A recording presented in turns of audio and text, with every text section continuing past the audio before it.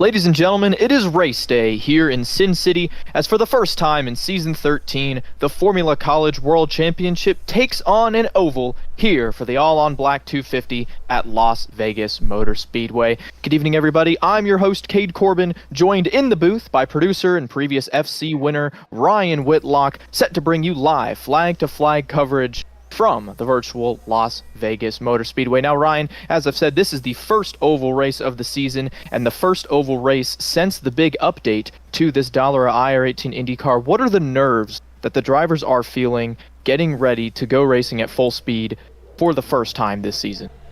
This is going to be interesting. This is going to be exciting. Las Vegas, we visited it just on Monday earlier this week for the College Cup Series, but in these IndyCars, average speeds are probably something 30, 40, 50 miles an hour quicker in cars that are much more fragile that can take this track easy flat in qualifying. So I think there's going to be a lot more commotion, a lot more chaos in tonight's race if drivers don't keep themselves in check. And something else to keep in mind here, this is the first time that the Formula College Championship is headed to Las Vegas. We've raced on ovals before, we added those a couple of seasons ago, but never been to this one in particular. One of the faster, higher banked ovals on the circuit. A lap around here really only takes you about 20 seconds. So this race could fly by quickly, or it could take a while if we see a lot of yellows. We've seen some carnage. So Ryan, you've won on an oval here in the FC Series before. What are you expecting in terms of the pace for tonight? I think the pace is going to be fast. It's probably not going to race too differently from Texas Motor Speedway, which I finished at P2 at one point a couple seasons ago. It's going to be pack racing. Everyone's going to be close together. The draft is going to matter a ton. I'm not sure which lane is going to prevail as, the preferred spot to be on the track, because as Cade mentioned at the start of the broadcast, this Dallara iR18 received an update over the summer for this season, or for the Collegiate iRacing League. It's not the update we had just 2 days ago, but still, since we last raced on an oval in the Formula College Championship, the car has gotten a significant update. So unfortunately my experience in the car previously might actually not matter that much anymore, but I think aero balance is going to be different. I have heard that dirty air is going to make these cars handle differently than it has in the past, so I mean there's nothing really left to do but find out. But I still think it's going to be pretty exciting. Just about every oval that we had last season seemed to produce some sort of photo finish. Wyatt Burton was able to get 2 of them. Of course, at Iowa, Clint Halterman, Drew Williams, splitting that doubleheader.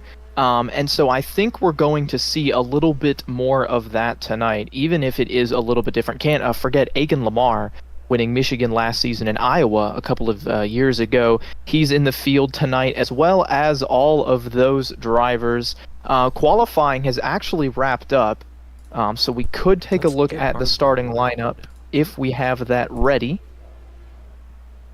Boom. And yes, we do. So how about this? For the first time on an oval in Season 13, Jake Cummings sits on the pole, 24.877 from Converse University. He starts alongside Ricky Paz. Ricky got his best career finish. Yeah. Wow. Ricky's best career finish was second last year on an oval. He's looking to do one spot better today.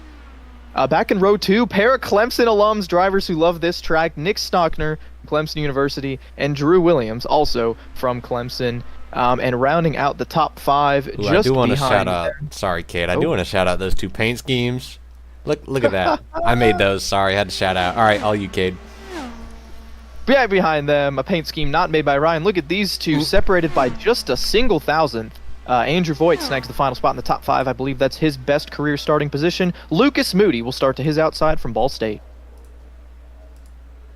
Just behind them in 7th are Muhammad Alif, another driver from Ball State, starts next to Edwin Onofre from the University of North Texas. Rounding out the top 10, another BSU driver, Nick Henley, and Mr. Excitement, Wyatt Burton from Trine University. In 11th, we've got Clint Halterman from Unk Charlotte, only less than 1/10 off the pole than Josh Kemper from Kansas State alongside. bit farther back, we got another Clemson car. The 022 of Adam Willoughby rolls off 13th, and Dylan Beatty will be on the outside of row 7 from Ball State University. In 15th place, Cale Davidson, the winner of FC Texas a couple weeks ago. Look for him to make a charge from Ball State University.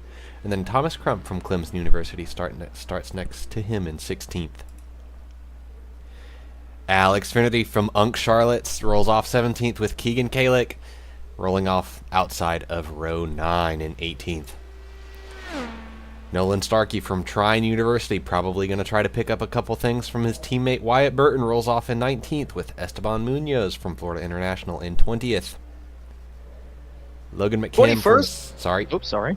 Go ahead, Cade. Go ahead. 21st, it's Logan McKim from St. Clair College. I get really excited. Their rookie making his oval debut. And another rookie, Aaron Gosler from Kansas State University. And rounding out your field today, Ben Fiore and Jake Dick. I believe both will be racing tonight, although neither was able to put in a qualifying lap, so they will be starting from the rear of the field if they do elect to grid. So that rounds out your 24 competitors, 166 laps for tonight's race. As you can see there, we'll be taking the green flag in less than 2 minutes. So Ryan, rapid fire, who's a pick and who's a guy that you're keeping your eye on? Oh, who's my pick? I think Wyatt Burton is not a bad choice, but he's not my final choice. You know what? I think those two Clemson cars rolling off in row 2, Drew Williams and Nick Stockner, if they don't kill each other, they will both be threats to win this race. So I'm not going to make a hard, firm pick, but flip a coin between those two, and that's my pick. Well, you went ahead and stole my pick. I was going to do the exact same thing. I'm going to look a little bit deeper here. You know, I think there's a chaotic nature of these oval races. We've seen crazy things happen. Of course, it takes skill to win here. But I think if you get some chaos, you get some attrition, and you get a little bit of luck, you could get a guy deep in the field, and I'm honestly just going to pick a name. Let's go with Esteban Munoz from Florida International. He's been around the CIL for quite some time, dating all the way back to Season 1, nearly 5 years ago. Munoz still competing in the alumni category, has had some success on the road courses. It would be a lot if he could turn it around tonight and do well in an oval. Ryan, you want to talk about the track? Yeah, before we get going here, so Las Vegas Motor Speedway, as most of you should know if you tuned into the Cup race on Monday, is your standard 1.5 mile D-shaped oval with 4 turns. You've got 1 and 2 are pretty steep, 3 and 4 are pretty steep. Las Vegas is definitely one of the steeper tracks, the steeper 1.5 milers out there. Pit speed's only 50 miles an hour, so getting these guys woed down out of turn 4 if we have any green flag pit stops is going to be a challenge. But the banking is as low as 9 degrees on the front straightaway and as high as 20 in the corners, which is one of the steeper 1.5 mile D ovals out there. So this is going to be a fast race. It's going to be a frantic race. Nothing left to do but find out how it goes. And as we wrap that up, we are gridding and getting ready to start this one off here. 166 laps, 250 miles, and that will determine your first oval winner of the season. Want to mention before we get started, about 50 laps on gas per a tank. Of course, with the draft and with fuel maps, you can stretch that quite a ways longer. So pretty big pit window here. Tire sets unlimited, but they may matter a little bit. Getting some information from my weather guy telling me that the track is quite hot. At the current moment, 108 degrees Fahrenheit. So that could be something that these drivers keep in mind when you're in the draft. You don't have a lot of downforce, hot tracks, slick tires. You could want a new set of Firehawks, even if you don't go through that entire fuel tank. So a lot to think about behind the wheel, a lot to adjust, and you're doing it at speeds of 230 miles an hour. Yeah, I think drivers are already getting 1 to green here, so they are not going to have a lot of time to get themselves ready for this green flag here at Las Vegas Motor Speedway. They are going to be flying here in just a few moments.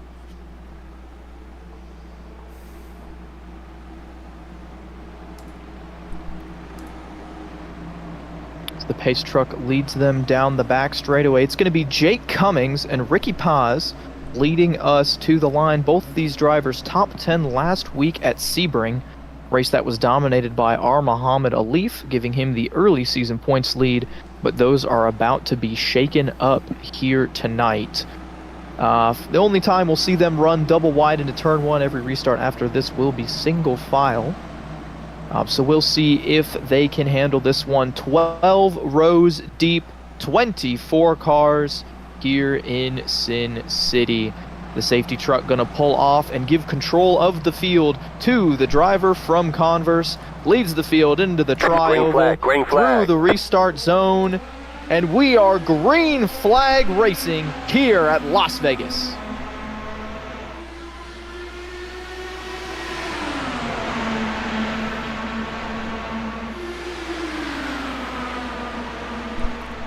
Here comes Ricky Paz with a move to the outside.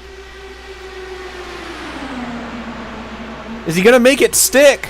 Already a change for the lead on lap one. I don't know if he's going to be able to stay there. It looks like Jake has the nose ahead. Side draft is not a thing in these cars. And Jake leads the first lap. I am already seeing some three wide action farther back in the pack. These guys are hauling. Oh, and Cale Davidson is in the wall towards the back. Sorry, great battle going on for the lead, but the two car got out of the groove into the marbles and scraped it. There you see it. This is going into turn three. Looks to me like no major damage on the two car, but that is a contender taken out early. Is worth 3 wide for the second spot. Coming to lap number 3, Ricky Paz is the meat, the Clemson sandwich. And unfortunately, fortunately actually, we are going to be able to make it through. That is Drew Williams on the outside who backs out, gives a huge run to Lucas Moody. Moody tucks back in, and once again, Williams looking to the way high side. They're going to be 3 wide again here momentarily as Williams gets momentum. This time he decides not to take the run. Cummings still your leader. Yeah, I think, you know, as I imagined what happened, the lead car just can't go anywhere. The draft is so powerful that these guys are able to run the bottom almost like a super speedway, and we are getting some crazy pack racing. This is less about this kind of racing is almost less about your pace as a driver and more about your intelligence and your racecraft, which I think suits this series really well. I think we're going to see some creative stuff happen as Nick Stockner looks to the high side on Ricky Paz, isn't able to get it done. Wyatt Burton might get a run on Nick here. Does so. They're going to be 3 wide in the corner as Drew Williams goes around the outside of Jake Cummings. They're just about even. Don't know who's going to lead this lap. Looks like it's still going to be Jake. Drivers have been informed that they will not be allowed to use the apron on that front straightaway because these Indy cars are not as capable of handling that transition quite like a NASCAR Cup car is. So they would be penalized if they do so, which I personally think is a good idea. As Drew Williams is still side by side with Jake Cummings going into turn 3. Very much works like the double yellow line rule at a NASCAR track like a Talladega Daytona. You cannot go down there to advance your position. But right now, it's a move to the outside, 3 wide for Wyatt Burton. He's had that look.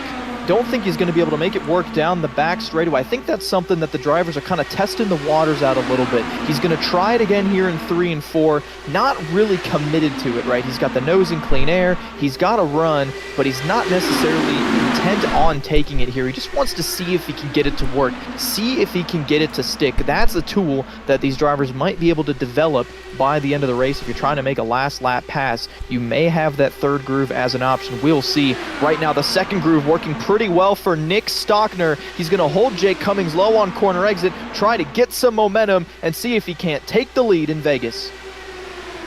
I know this is one of Nick's favorite tracks. I know Nick is quite fond of the IndyCar on ovals as he gives Jake almost a little bit of a rub right there. I mean, you can see that battle ticker there on your bottom right, just how close these guys are together. I mean, you've got the top 4 separated by 0.3 of a second, all of them, as Nick runs high, runs the top line, loses a couple spots to Wyatt Burton and Ricky Paz.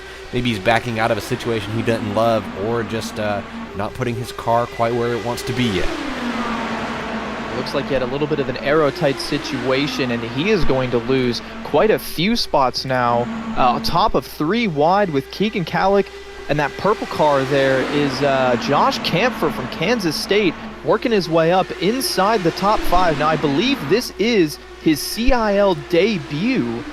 Great run for Camper so far, 10 laps in. He's going to want to maintain that for the rest of the race, but able to sneak by Nick Stockner there. Stockner finds himself a place 3rd in line, just behind Keegan Kallick. Jake Cummings able to maintain the lead of this race from the pole. Track position showing to be very, very important in the early going. Ricky Paz qualified 2nd, and that is where he runs now as well. Yeah, I just think this track is so easy flat when you're running that anything other than the inside line, you don't get that momentum advantage that you would if you had to lift for some of these corners. It's flat no matter what, so the distance matters more than anything. I think we'll take a ride along with Ricky Paz as he tries to chase down Jake Cummings for this race lead, only 12 laps in.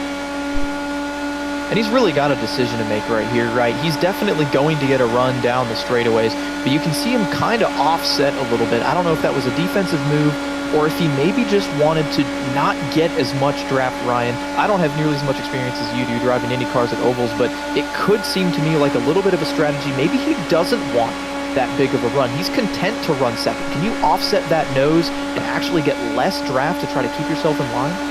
I mean, I think he's definitely lifting. He did the last lap, but he's going for it here. Ricky Paz around the outside of Jake Cummings.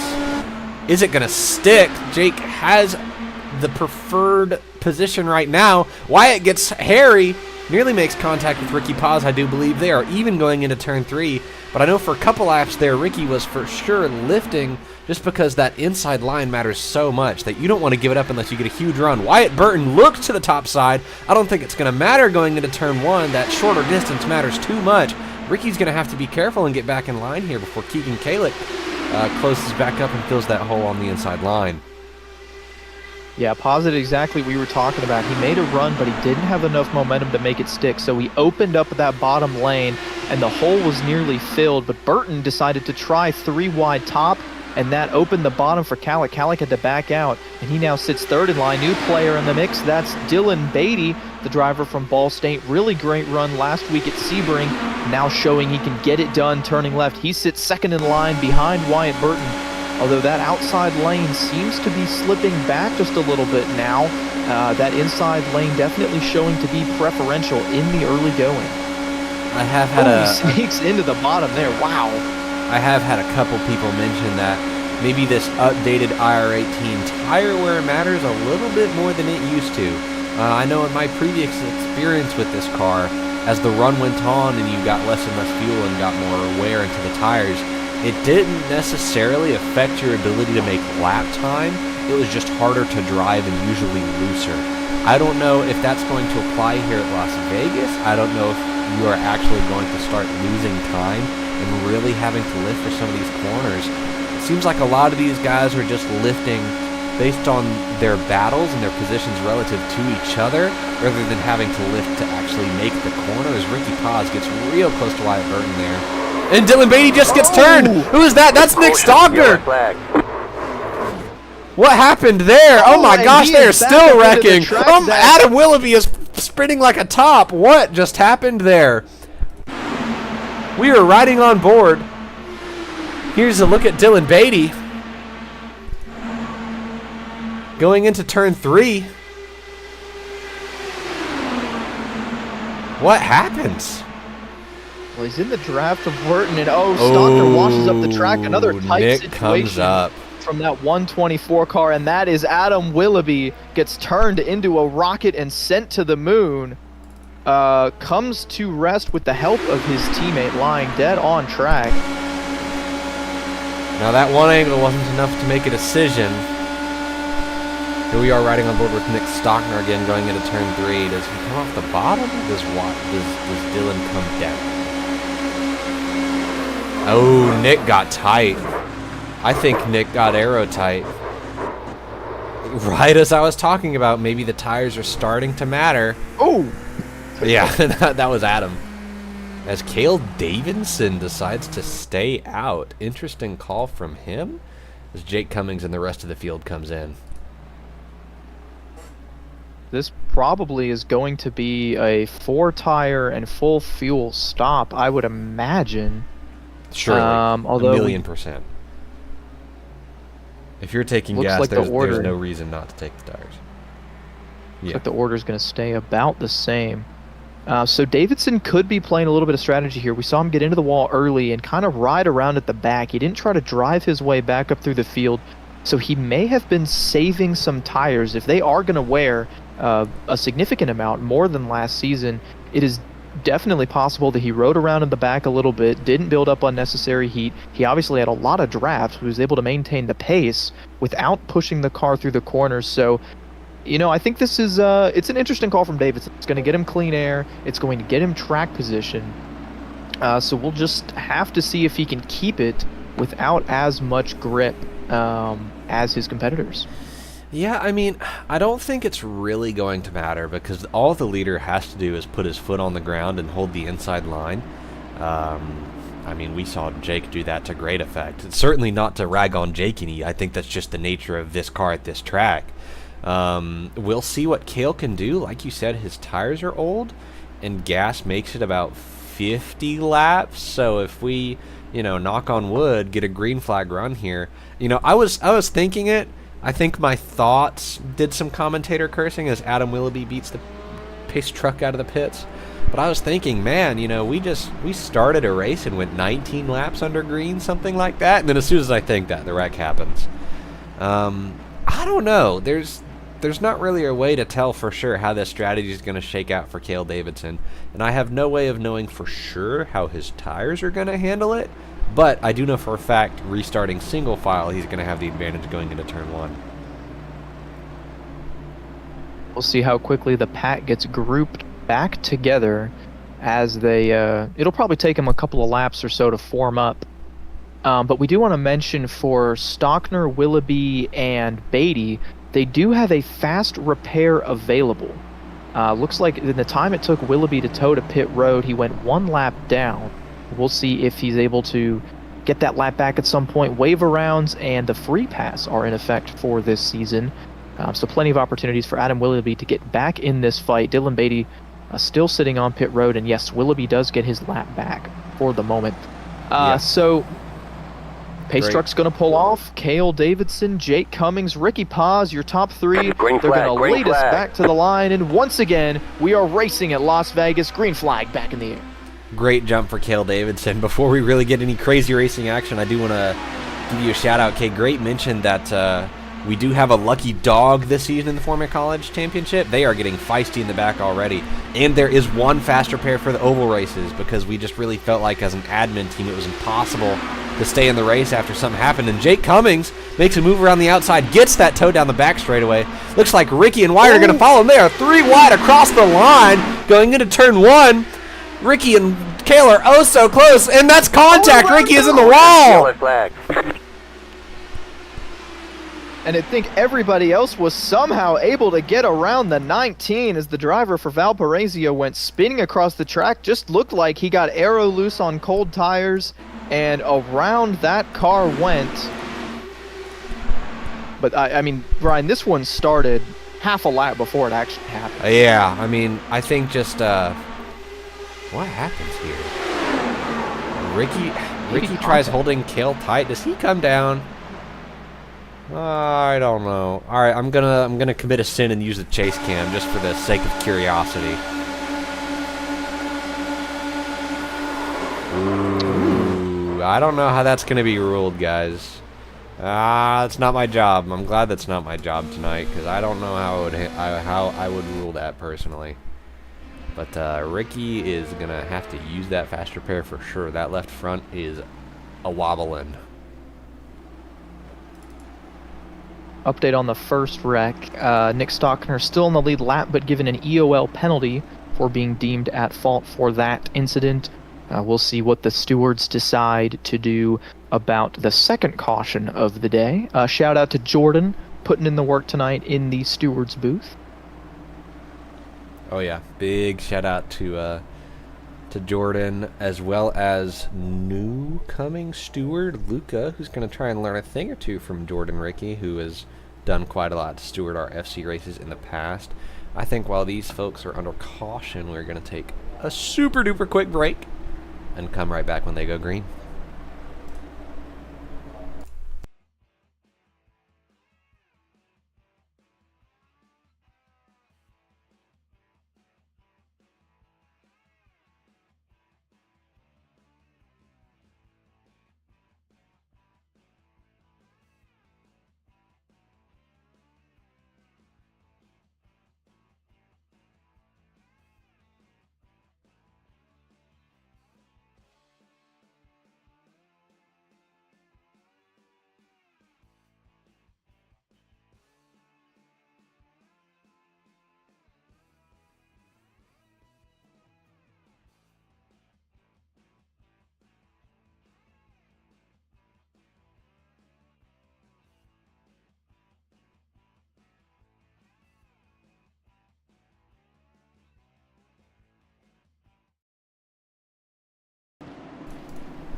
Welcome back to the All on Black 250 presented by Longland Corporation, Napa. It is going to be restart here momentarily. Jake Cummings still has the lead. Cale Davidson elects to stay out once again, so he will be rolling off in the second position. Not sure if there's any right side damage to the number 2 car, but he's going to find out in a hurry if that is true. Lights on the pace truck are back on. So we are going to be doing one more lap here. Looks like that was a little bit of an extended yellow to make sure the field gets formed up. A few drivers at the back came in to take tires, maybe continue some repairs from last time. And this will give a lap back to the number 20 car of Dylan Beatty. He's now 2 laps down, but still in the race, and 2 yellows away from getting back on the lead. That incident that we just saw between Cale Davidson and Ricky Paz ruled a racing incident. So no penalty to either driver, although I think Paz was the big loser from that one, an absolutely destroyed race car, and with more than 140 laps to go in the race, he had to burn through his fast repair. Looks to me like that number 19 car was able to stay on the lead lap, but he is behind a lot of cars, he's in a lot of traffic, and that makes the racing all the more treacherous for him. Half a lap to go. Once again, Jake Cummings has grabbed the lead. Really, he's led all but 5 laps today. Still a long way to go, but establishing himself as one of the early front runners. Yeah, I think we witnessed there with that restart with Cale Davidson leading is that leading the pack for this single file restart is a massive advantage going into turn 1, but it really puts you at a risk going into the back straightaway turn 3. But we will see how it goes once again with Jake Cummings leading the field.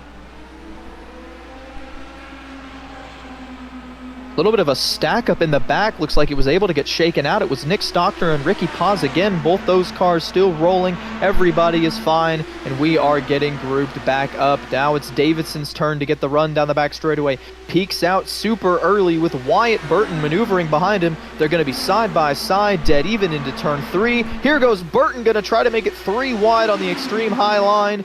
Advantage goes to Cummings momentarily. Burton's going to take second by the line. And once again, we are green as the front 3 get packed up, and they are all going to run different lines into turn 1.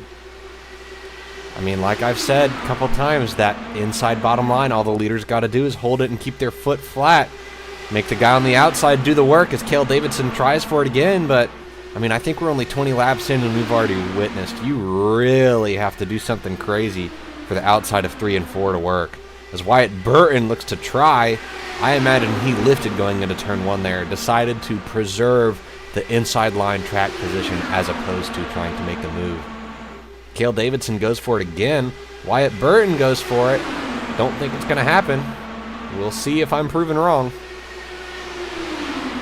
But like we've said, this is the first time that this car and this track have been run. I mean, this is your real practice session is what I think a lot of these drivers are seeing this as. Lap 30 out of 166. You got plenty of time to learn, make a mistake, and then bounce back from it. Burton's going to keep trying that outside lane. Even if it doesn't work for the moment, he's going to keep working at it, and see if he can figure something out that he can use 100 laps from now. I got to respect it. Look at the guy in third, though. My pre-race pick, Esteban Munoz, has moved up now. He's looking for the second spot as he's inside of 3. Burton slams the door on Davidson, and Munoz goes through to the bottom. Second for Munoz. Now third for Burton as they're 3 wide for the 6th spot.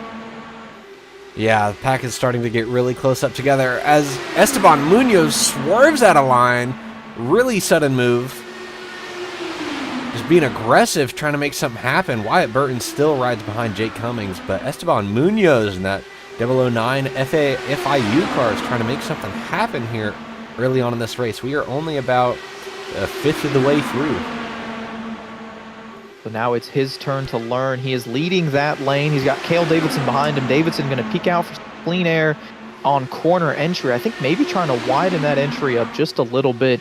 Talked about the older tires on that 2 car. Now he's in dirty air. Had clean air a couple laps ago, but now he's fallen back in the pack. Once again, he moves to the outside on corner entry. Nearly contact there with Camphor and Moody, but they're able to get it squared away. Camphor continuing his good run in the early portion of this race as this pack has split into 2 different groups now, a top 12 altogether, and then it is Clint Halterman leading a second pack that has developed about 4 seconds behind the leaders. Oh, Yeah, there it is. Interesting. Maybe they just, this group of guys lost that initial draft necessary. Maybe this was from the stack up on the restart. And I believe it once was, you yeah. lost the draft, I mean, your advantage is gone. They're almost a full track behind. Or, excuse me, half a track behind. As we focus back up on the battle for the lead.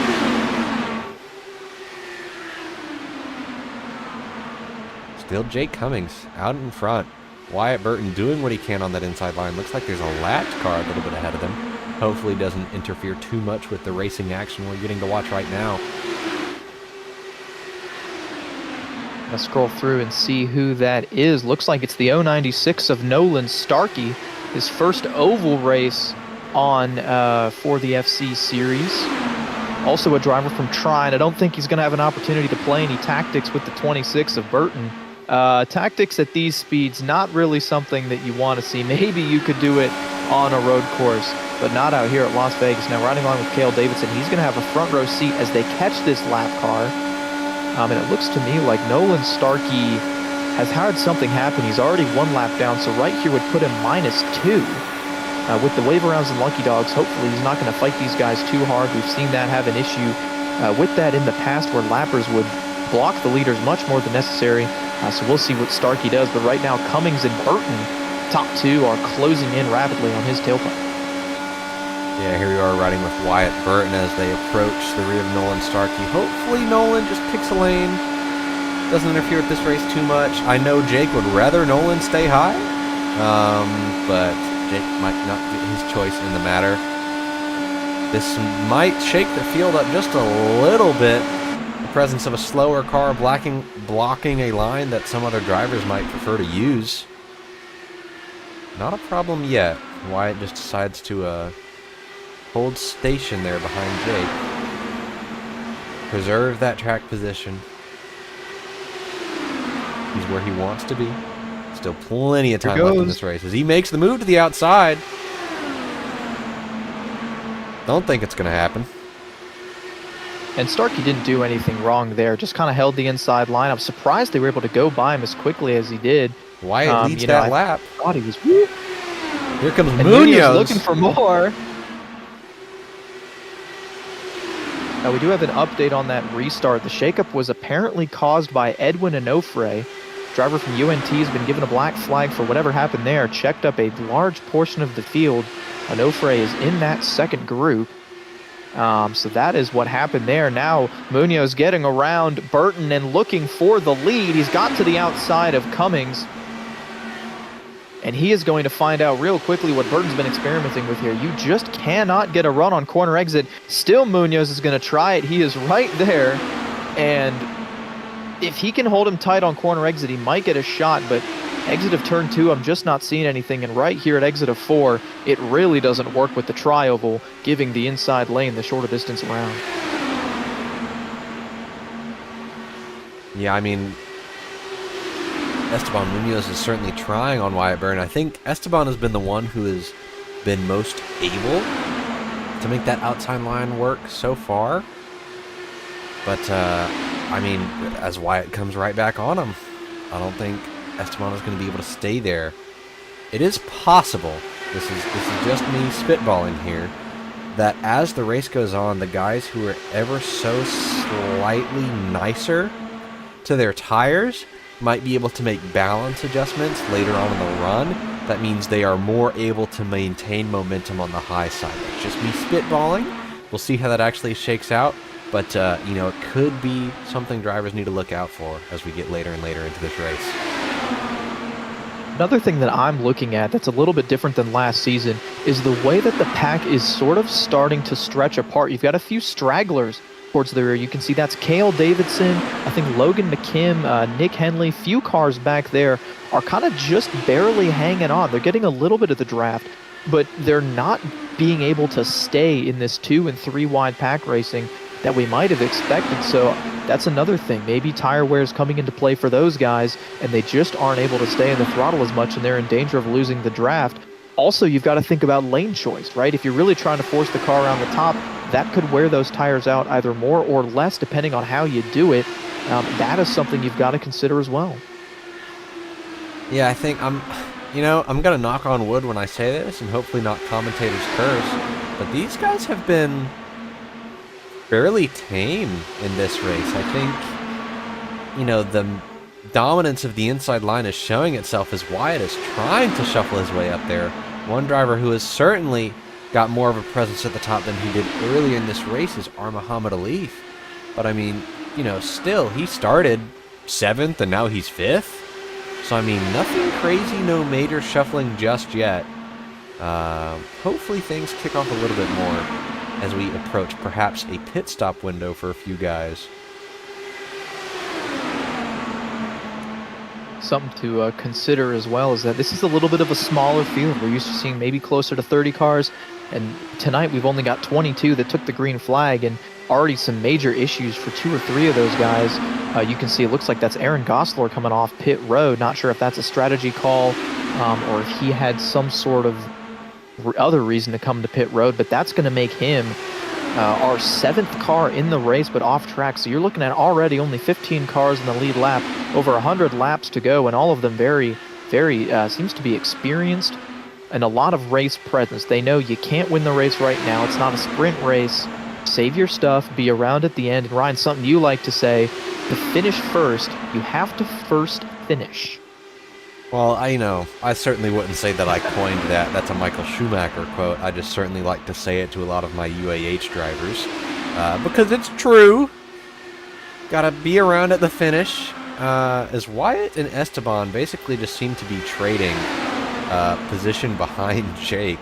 I mean, Esteban is certainly trying around the outside, but I mean, it's just not enough to get clear. Maybe as we get to lap 165, if you get a great run going into turn 3, you can pull alongside and just maybe nose ahead of somebody at the line.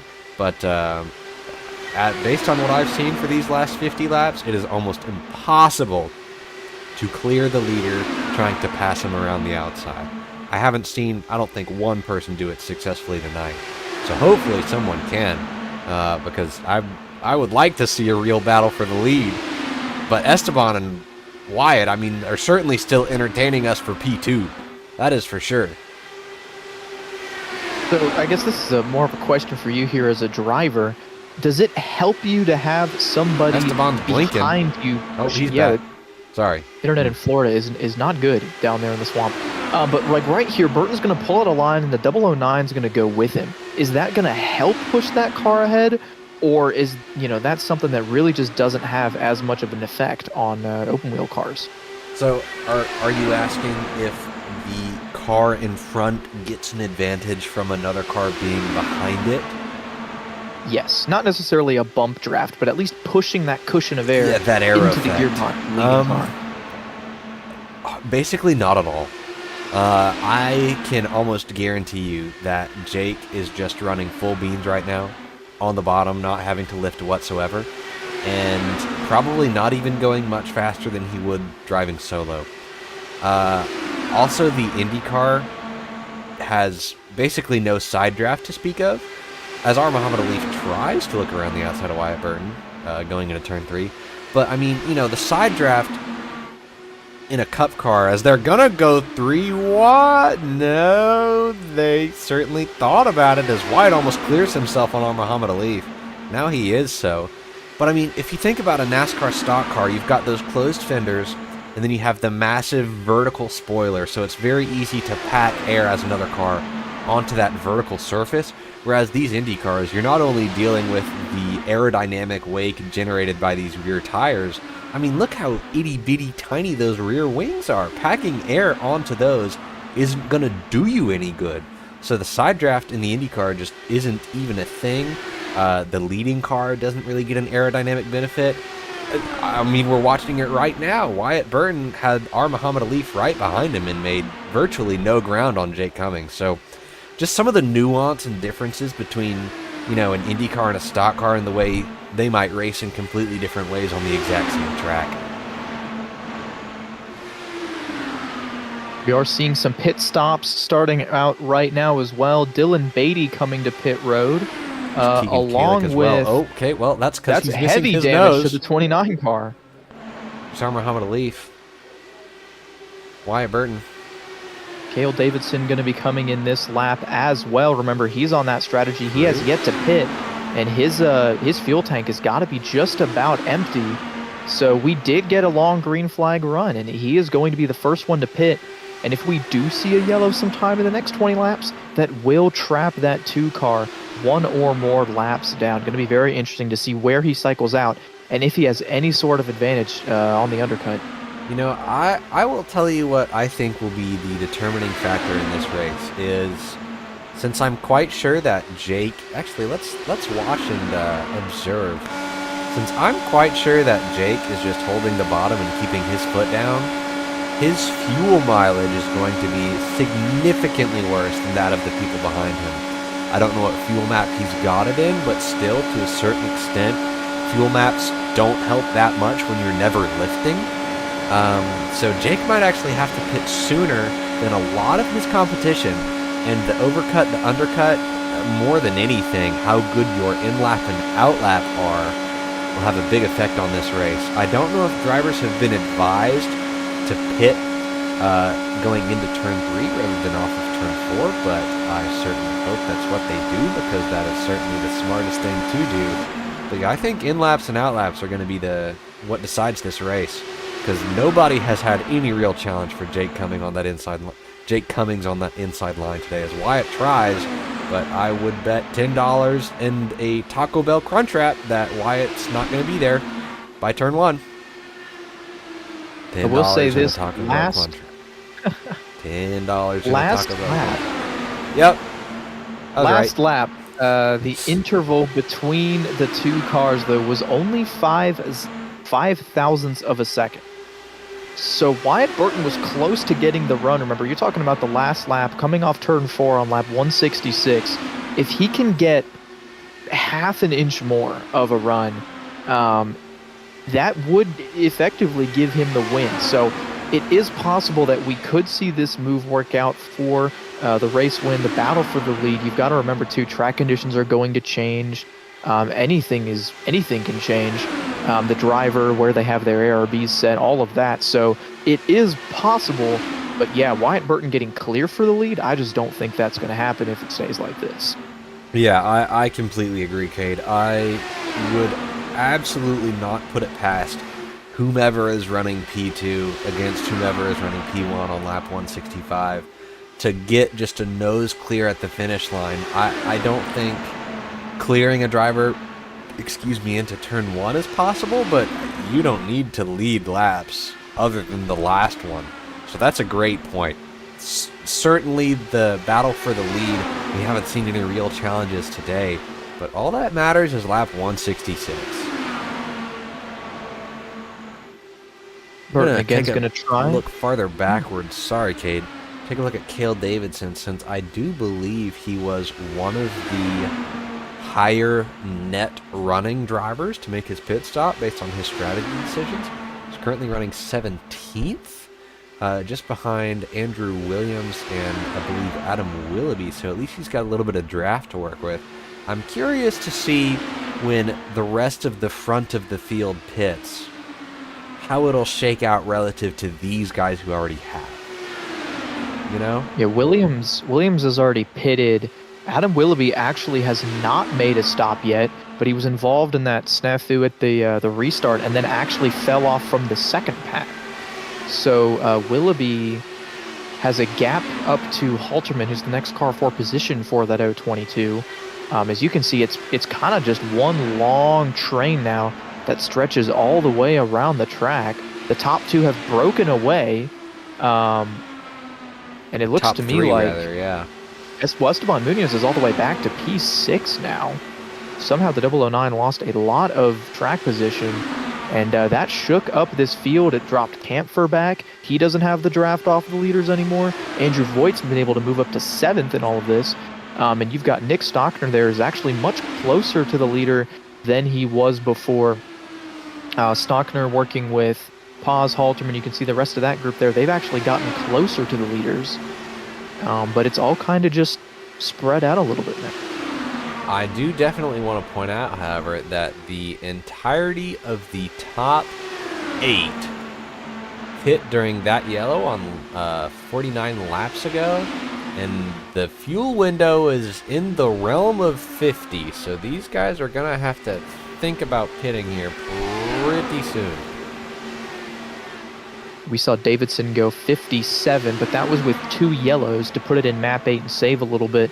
Talk about Jake Cummings has that pedal to the floor for the entire run, also being in 5th gear instead of getting enough RPMs to get up to 6th. That's going to burn a little bit more fuel as well, so I would expect to potentially see him on pit road sometime in the next couple of laps. He's probably going to fade to the inside on the straightaway and then, yeah, bring it down. I'm not really sure what that graphic was. It said 19. I can't imagine he's going to get 19 more laps. I'm pushing buttons and seeing what I like, Cade.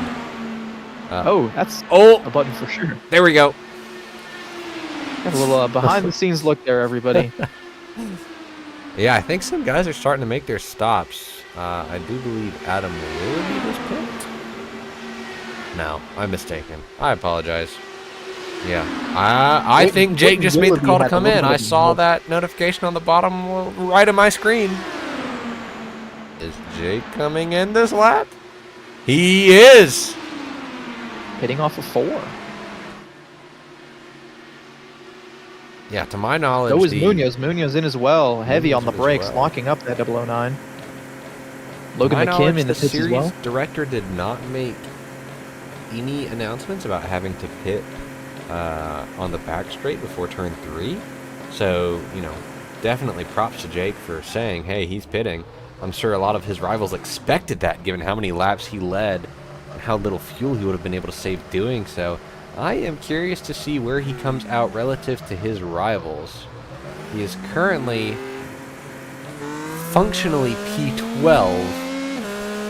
We'll see how that works out net position-wise. It's either Kampfer and Henley. They pit 1 lap later than Jake Cummings. A Leaf able to grab the lead from Wyatt Burton, the 26 car coming down to the pits, and Alex Finity bringing it down pit road as well. So we are seeing a green flag pit cycle in the CIL at an oval. And you can guarantee that Nick Stockner is going to be talking about this one for quite a while, given how much he pushed for this track to get on the schedule. And it's put on a very unique race, in a good way, for sure, but a very unique race today. Muhammad Alif leading, his teammate now second. Stockner himself up to the 3rd spot. Not sure how much fuel is in that 124 car, but your entire top 6 still have to pit as Ricky Paz brings it down pit road as well. Yeah, and I think Edwin Onofre hit because of his restart penalty. So I don't even know if he was able to take fuel and tires. So based on the data I'm looking at, Jake Cummings is still the net leader, but that depends entirely on how everyone who is still out on track runs these laps and how good their in-laps and out-laps are. I'm curious to see how long Muhammad Alif stays out here on track. I don't know how much fuel he can make. Here he comes. Our current race leader, at least out on track, is pitting, and Nick Stockner is leading laps at Las Vegas Motor Speedway in the Formula College Championship. I am sure that he is going to go back and clip this and post it everywhere, so I'm just going to give it to him because I know he wants it. Nick Stockner is your leader at Las Vegas Motor Speedway, with Clint Halterman. Wait, no, that's not Clint. Who's that? Yeah, it's Keegan Calic a lap that's down. Keegan, Halterman is right behind him for position. And I think based on when everyone else pit, Nick is going to be able to stay out here for probably 5 or 6 more laps, so he's going to lead quite a few. Just hold the bottom, He's Nick. gone around Wyatt. He's put Wyatt Burton a lap down at the moment. Yeah, so if a caution comes out now, he'd be in a really good spot. True. That's a great point, Cade. Actually, based on when these guys pit and when the cautions come out, that could be a huge disadvantage if you just happen to be stuck a lap down. Is why it looks to the outside of Nick Stockner. Don't know if he's going to be able to do it, but a pit stop here costs you on track. Nick is coming in. Here comes Nick Stockner from the race lead. A little bit of a lockup. I think he's able to make pit speed. Yeah, he made pit speed. He's all right. And now Clint Halterman is your current on-track race leader. I do believe net race leader is still Jake Cummings, but that is now with a 5-lap fuel and tire disadvantage relative to Muhammad Ali. Here comes Clint Halterman. He nearly missed it. Woo! He's good. I don't know how he looked relative to that pit commit line. iRacing will decide that. But I do think that is now Jake Cummings as he rounds turn 3, goes into turn 4. He'll pass Clint in the pits here. Jake will retake. Oh, nope, that's turn 2. Jake will retake the lead of this race. So something interesting to think about here. You pit on lap number 80 if you're Nick Stockner. Clint Halterman kind of around that area as well. So 86 to go. You can split that in half pretty easily. Couple runs of 43 laps apiece and make it to the end. Jake Cummings, all these other guys came back closer to lap 70. Which gives you about 90, 95 to go in the race. You can split that comfortably into 2 pieces around 49 laps. Well within that pit window, of course, but at some point in that run, you are going to leave yourself vulnerable to either an undercut or a caution coming out or having to pit for more fuel than some of these other guys. So at some point from here on out, everybody is going to have to make one more stop. But the question is when. And the bigger question is, can you do it without putting yourself at a bigger disadvantage than the other guys? Yeah, as James Hinchcliffe and Townsend Bell love to put it, when you pit and wait several laps, you put yourself in the danger zone where a caution coming out would practically ruin your strategy. Typically on road courses, being the guy who stays out puts you in danger.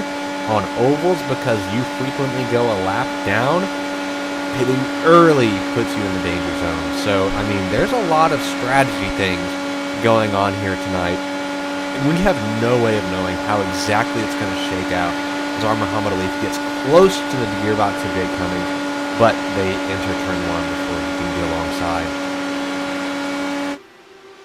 And this is interesting here. There's no pack of cars with these guys. It's just Jake and Alif running 1-2 here. I mean, the next car back is a second and a half. Lucas Moody and Ricky Paz maybe trying to work together to close that gap down. Then behind them, it's another tandem. Reminds me a little bit together. Of the old... Yeah, Ricky Paz decided not to do that. Proved me wrong, dove to the inside and grabbed the bottom rung of the podium for the moment.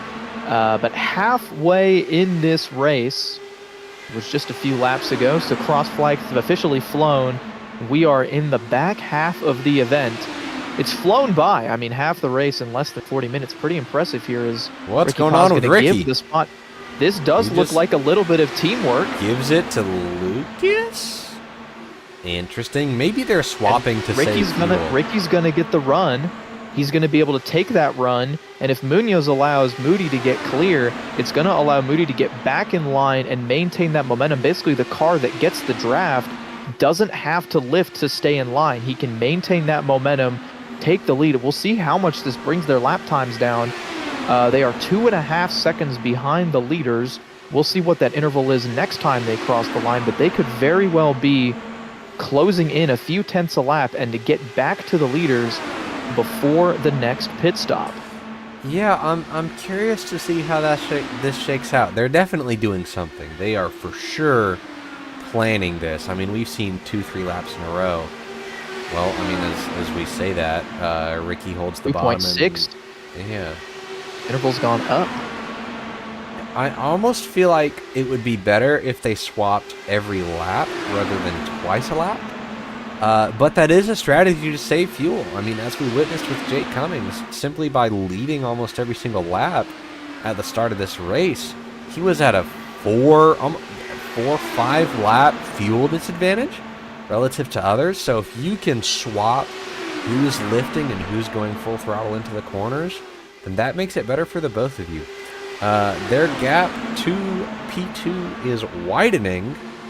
Yeah, it's up to 3 seconds now. But I mean, you know, this is still for a podium spot. They're not fighting for nothing here, Lucas Moody and Ricky Paz. So I think they're playing some team/friend games. I don't know if Vortex Motorsport is still alive, but they were both former members of that, and we're seeing some former Vortex teammate teamwork, question mark.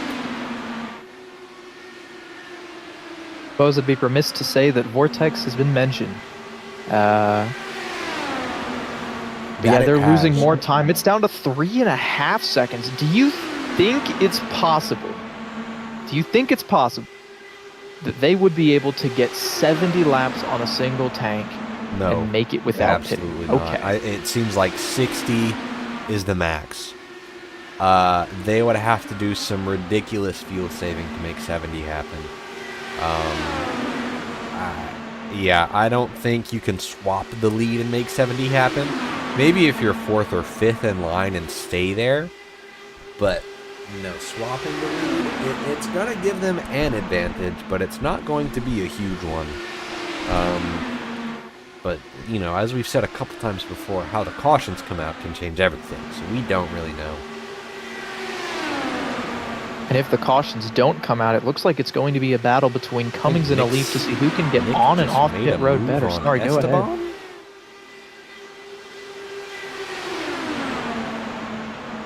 That is Nick Stockner. He's going to take the 5th spot. I think he has slowly made his way through this small pack of drivers as Lucas and Ricky exchange the lead of this pack directly in front. Nick has managed to pick his way through. He's now got overlap on Lucas Moody. Esteban's got overlap on him. Woo.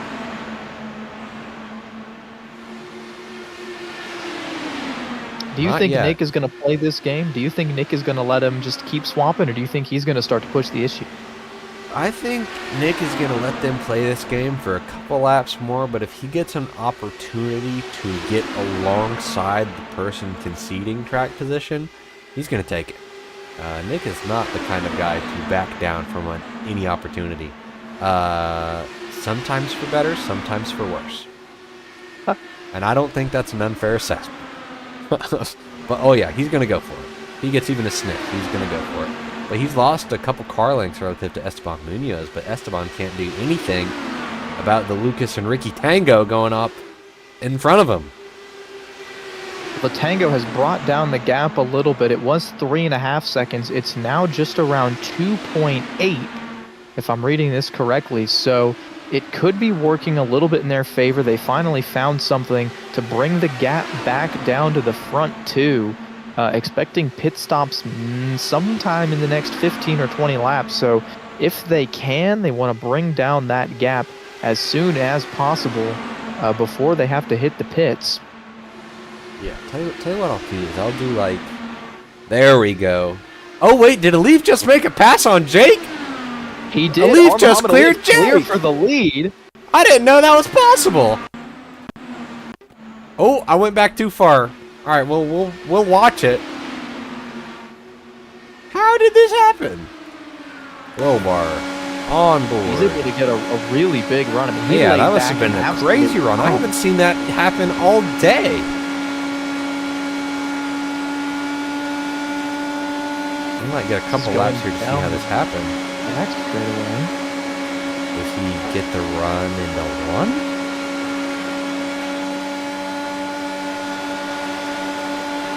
Not even that significant of a toe. It almost looked like pretty even here.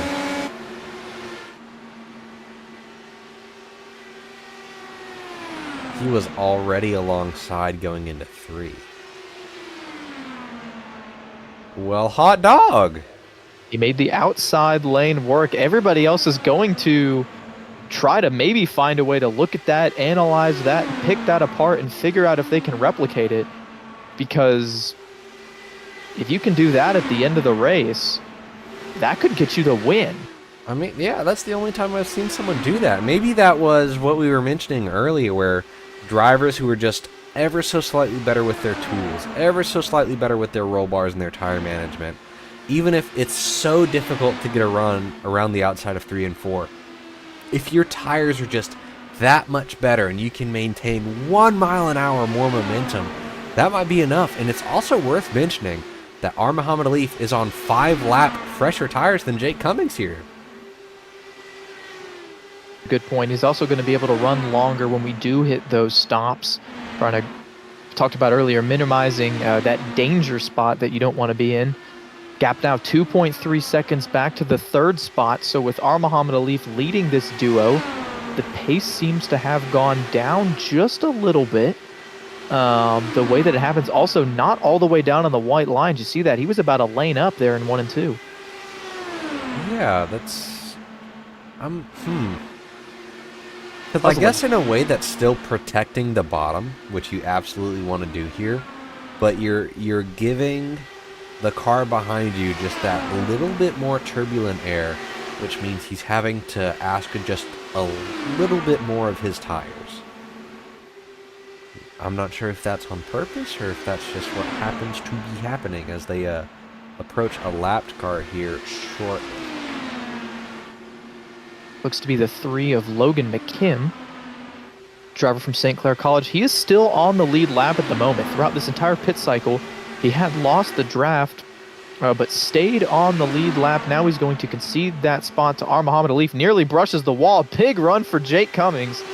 Luckily, everybody able to stay clean and green there. Cummings is going to clear the 3 car. Although, like I said, McKim on the lead lap, a little bit of pace. We know St. Clair usually brings pretty competitive cars to the College Cup Series, or excuse me, to the Collegiate iRacing League, all our series. So, you know, McKim's got some resources, even though he's new to this series.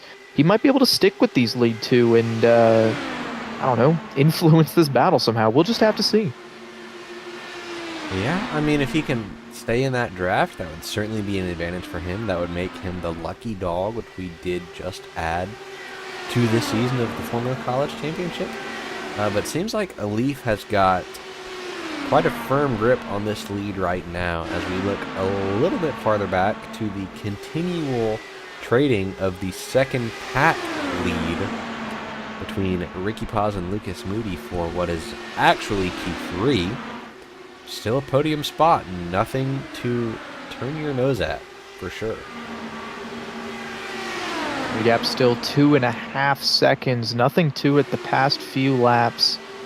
Really high off the corner there. That looked to me, I don't know if that's influenced by an aero push or tire wear or something. We are getting pretty late in the run. It has been close to 50 laps, and some of these drivers have put on new Firehawks. So, considering the possibility of handling coming into play, got to consider the possibility of that extra heat, that extra rubber buildup. Gap now 2.3. Yeah, this lap 2.1 now. Quite as good. It is the gap to the top 2 and third on back is slowly shrinking. Now 1.9. I think the draft presence of this lapped car is helping significantly. He's in the grass. In the grass. He saves it. He's alive. Don't know if that was something where he just wanted to bail out and not get in the way, or if some sort of mistake coming off of Ford. I heard tire squeal. Is how that happened. The gap's now 1.8 between second and third. They might be getting just a sniff of draft if they can keep working together like they have. It seems to be barely working. Barely. Yep. They can get within 1 second. I think they'll pick up the draft coming off of the 95 cars. Jake Cummings has gone back to the lead up front. Ooh. He somehow got it from Alif. So once again, it's the Converse University machine out front. He was able to clear our Muhammad Alif. He's going to have to pit pretty soon. We'll look at how it happened coming down the back straightaway. He just gets the inside. Alif just gives it to him. Yeah. Alif just gives him the inside. Alif is thinking about fuel. That's what he's doing. Because Jake is already at a 5-lap fuel disadvantage based on the first pit stop that we witnessed. And now, if he continues to lead, Alif's fuel advantage will continue to grow. I mean, Alif's going for it. I guess they're actually just trading. Never mind.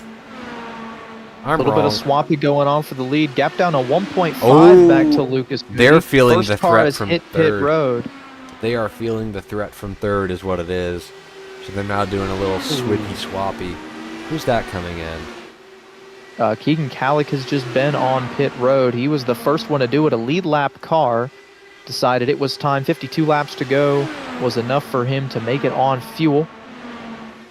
So we'll see what happens with the 29 car. Gets the first one to pit road. Gap now 1.2 between second and third, as Jake Cummings is going to swap the lead once again. They realize they've both led plenty of laps. You can see Lucas Moody on screen. 0.8, they're way there. Off to the right. They are there. That's all you need. They've actually gapped the cars behind them. Look at that. Oh my goodness. Look at the gap between fourth and fifth. They've left Stockner and Kampfer in the dust. Paz and Moody got hooked up, and they decided it was time to go. Jake Once goes again, back Cummings to the goes inside to the of lead. Muhammad Ali. All right, here it is, 50 laps to go. It's Las Vegas. You feeling lucky? I think... I had to say it. Yeah, it seems like Ricky Paz and Lucas Moody have placed their bets on their ability to swip swap, and the gap between second and third is now only half a second. They are officially absolutely there. They're right, yeah. When you're going 200 miles an hour, half a second is more than enough for a tow. And yeah, Paz has picked it up. He's put a little bit of a gap on that car. Logan McKim in the pits. Looks like Josh Kampfer is in the pits as well. A couple of cars inside the top 15 going on the front end of this pit window. Jake Cummings going to make the move for the lead. But it's down to 4/10. Ricky Paz right there. 2 BSU cars, 1 Converse, and 1 Valparaiso. This could be the fight to the finish, but you talk about in-laps and out-laps. You have to be mistake-free. All right, Paz and Moody have put in the work. They've gotten up to the leaders. Now they've got to make sure they don't lose it when this cycle starts. Yeah, I'm really curious to see how the fuel and pit stop advantage shakes out. Because I don't really know what Ricky and Lucas's situation is anymore. Because now they do have tow, but they shared it for several laps prior, so that's... things are getting complicated, y'all. I suppose we could take the moment to say that we are still, we have most of our slots filled, but if you want to join the Collegiate iRacing League and help do some math so Ryan's brain doesn't explode, you can do so by checking out our socials in the description of this YouTube video. You can also interact with us in the chat feature. Haven't mentioned that much today, but you can. There's a specific driver you'd like to see highlighted. We do have a mention from Vortex and Michelle Moody, so thank you for that. And of course, we would like to give a shout out to all of the admins, all of the stewards, and the entire team that makes the CIL possible. And today's sponsor, the Napa Longland Corporation. Napa. Oh, and we've got a yellow car stopped on the back straight away, and as soon as I try to do a sponsor read, it changes everything. Drew Williams has towed to pit road. Who was it? Oh, brother. I'm going to try to find it. Nope, not that. Dude, I don't know who it was. Williams was parked on the back straightaway. Oh my god, found it! Found it! And that's Nolan Starkey, I believe. That's Unless that's Wyatt Burton. That's Wyatt. Just... let's get the blimp on that. Let's get the blimp. Hey, these cars were 2 laps down. Or excuse me, these cars were not on the lead lap. Or there by just a front wing. Interesting. Oh!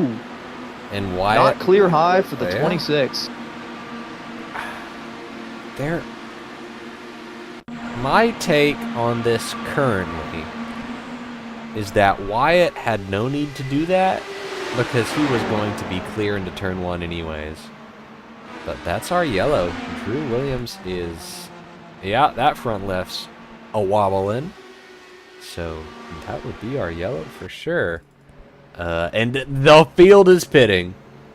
I think the entire field is... you can make it from here. You have to. Although I will say you do have an opportunity for a waiver round right here. I'm looking at a few names. Cale Davidson, Alex Finity. Keegan Kallick has already made a stop, so he may be able to do something here. Of course, we've got that lucky dog we've been talking about. That, I believe, has gone to Edwin Onofre. So this is going to add a few cars to the lead lap as well. Jake Cummings barely wins the race off pit road. Muhammad Alif, Ricky Paz, effectively going to be your top three. I don't see anybody who stayed out. So everybody going to restart with fresh tires and a full tank of fuel. Pit strategy's gone out the window. It's going to be a 40-lap shootout here in Vegas. As soon as we take the green flag, you see all those cars there. I don't see those are Wyatt wave around having cars. pit, but I think, yeah, I'm not seeing Wyatt having pit, but everyone else has. Edwin Onofre has not. But there's a good chance he does here. I do believe he was in the free pass position, so he'll have to pit with the lap cars. Yeah, I imagine he will here. Wyatt Burton does not pit. He's done 47 laps, dude. Maybe it's close to him. I'm not sure. Edwin does go down pit road. I'm seeing Burton currently 2 laps down. He may have, I don't know, already made it to the pits and used a fast repair, and he'll be looking at an EOL or something on this. Maybe? I mean, Wyatt's 1 lap down. Edwin is in the pit still. Cale Davidson is in the pit. Davidson Cale's got no rear wing. How'd that happen? I don't even know how that happened. Under yellow, Andrew Voigt ran into Cale Davidson. Oh, Voigt will be penalized on the restart, and the wing is gone for Davidson. Oh, wait, that's Willoughby. Give me Davidson. What? Is Andrew Voigt, the driver from Penn State, having a good day? My there goodness. It is. I found it. See what happens. Cale Davidson down the front straight over here. Looks like trying to catch the pack under yellow. You can see Voigt in the back of the shot there with Halterman. So nothing yet. Would imagine this is just the the case of the checkups. And Oh my gosh, my drills gosh. him. And That I think that's Thomas Crump. Oh, and a Trine University car gets it as well. Hey, we're Not back green, by the great. way. Cutting back Oh my to live. goodness. If we can, Mr. Producer, we've taken the green flag with less than 40 laps to go. Jake Cummings, Muhammad Alif, the field's been reset, and already Alif looking to the outside. I don't know if he's going to be able to keep it there, but I have been proven wrong at least twice tonight, as Ricky Paz almost makes it 3 wide. Jake is going to have the advantage on the bottom. There. And would you look who it is? Would you look who it is? Nick Stockner is running P4 after that frankly hilarious wreck earlier in the race. He almost goes 3 wide for Muhammad Alif. Throws a block in the INDYCAR. That is a bold decision. I don't know if throwing blocks in an INDYCAR is a wise choice, as Nick Stockner falls back into P5. I think he should fall in line here. Throws a block on Willoughby. In P6, Willoughby to the inside. You need the inside, Nick. You need the inside. That's farther up. Jake Cummings still has the lead. Cummings still got the lead. Paz Are we in watching second, super trying to speedway figure out racing? What he can do. I mean, that's essentially what this is. How fast are we going? 223 miles an hour is what I'm seeing. Those are super speedway speeds if I'm concerned about it. 3 wide in the back, that makes it count. Here comes Lucas Moody. Moody to the lead with Esteban Munoz in tow. These are a couple of guys who've been in the top 5 all day but haven't really had a crack at the top spot. It's Moody's opportunity. Unfortunately, Munoz finds himself 3 wide with Paz and Alif. Alif goes way to the top, and he's got Nick Henley behind him. Car on the bottom. That is Adam Willoughby. 3rd car in lane on the inside, trying to make it work, and they're nearly 4 wide. Oh, and they're wrecking Henley in the wall.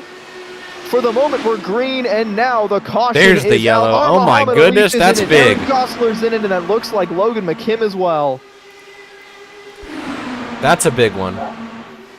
Oh, Esteban Munoz moved in front of a leaf. And to be a fly on the wall of Ball State as two of their contending drivers taken out in this one. Oh, maybe Esteban a little bit of... Well, there was a little bit of a moment there in the inside with Nick Stockner. That 124 car got very close to the corner of the 009. We should see it here from the blimp cam. And Munoz gets... I don't even think there was contact between Nick and Munoz. It could have been net code, but I certainly didn't see any real physical contact. Honestly, Munoz might have just looked in his mirror and... Good grief. Well, that is almost the... I mean, that's Nick Henley. That's Muhammad Alif. That's... Good grief. That's a significant portion of the field. Significant portion of the field. Yeah, 11 cars on the lead lap. 5 if you include Munoz. Free pass will go to Keegan Kallick, though. So we will have one more car back on the lead lap. Opportunity here. I don't think anybody's going to pit.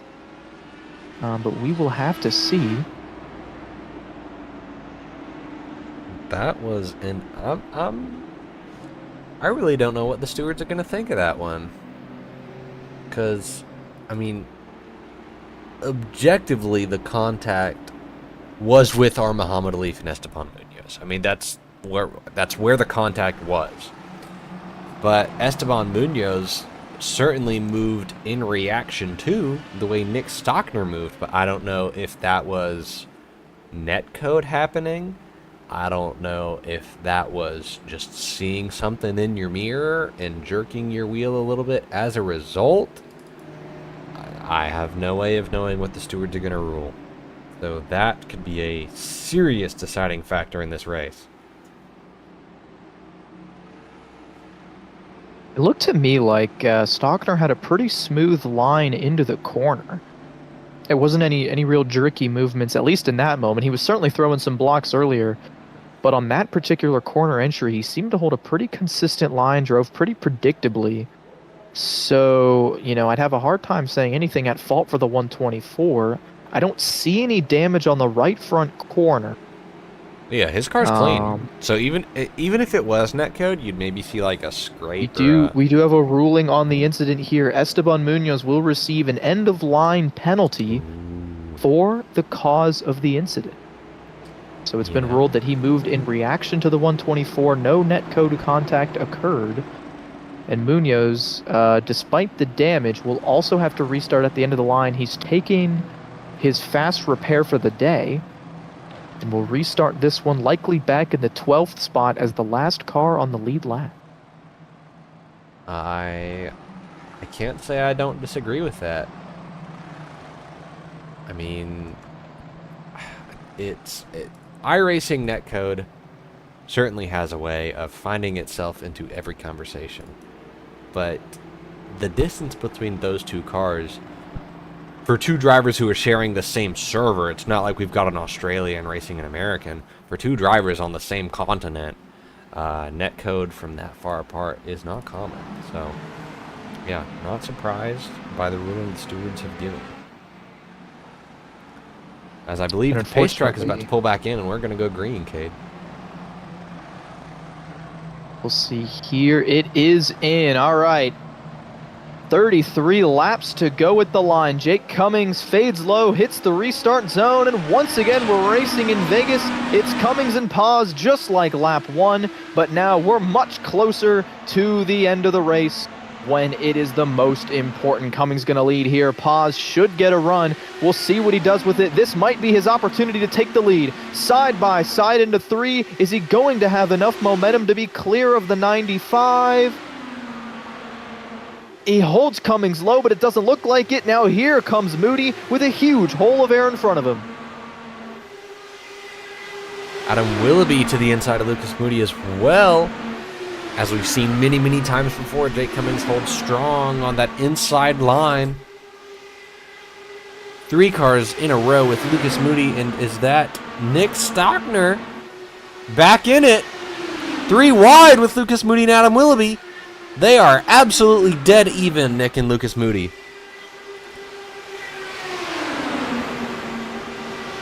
Don't think Nick is going to be able to get it done. I think Lucas Moody's going to clear him off of turn 2. Just barely, Nick would be wise to pull in line.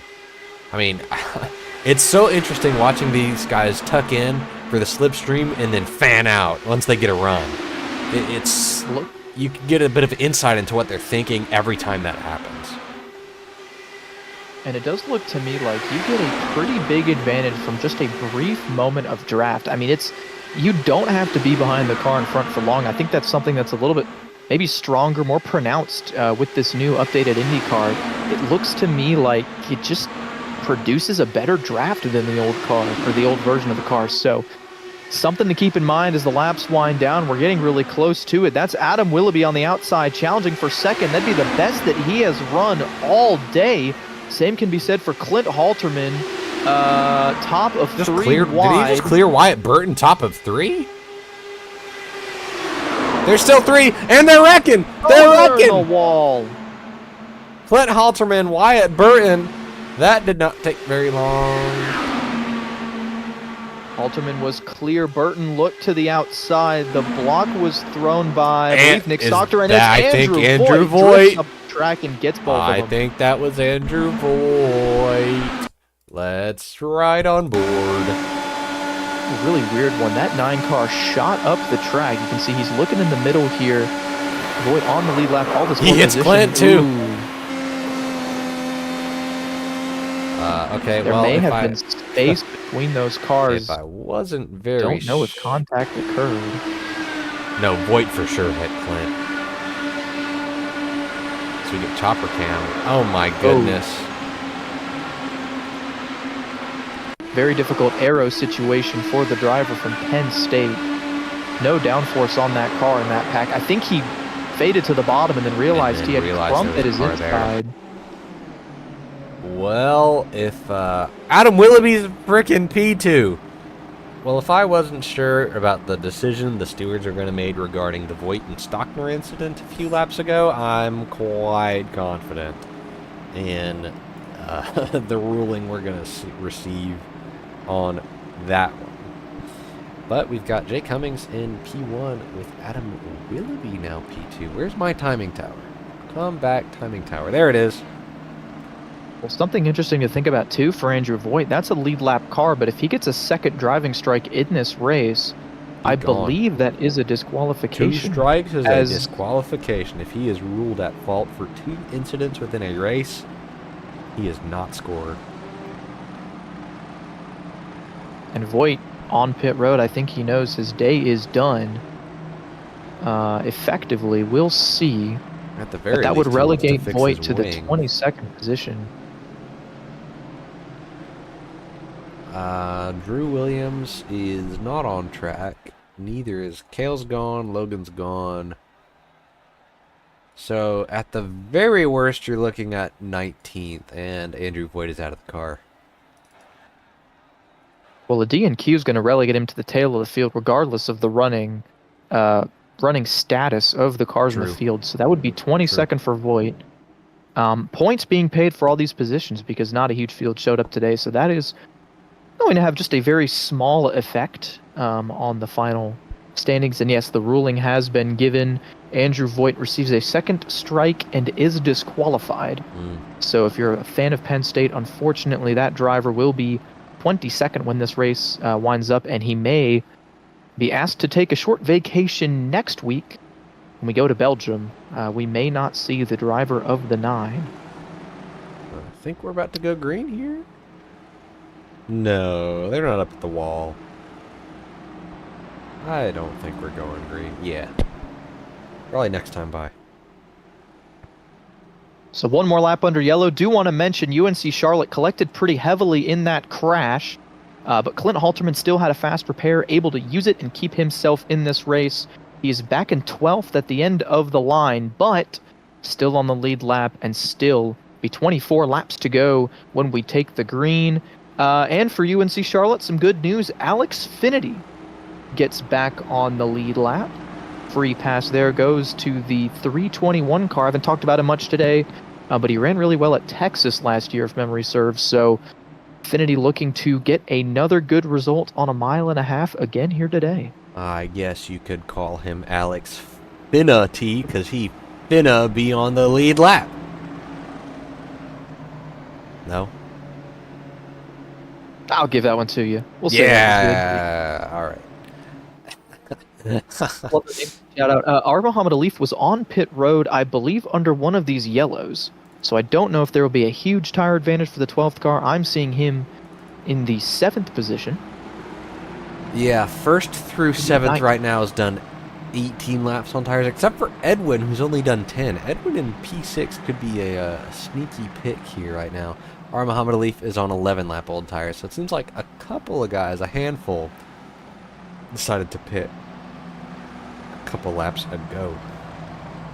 It'll be something to keep in the back of our minds as this race winds down. 24 to go. Cummings hits the restart zone, and we're away racing again at Vegas.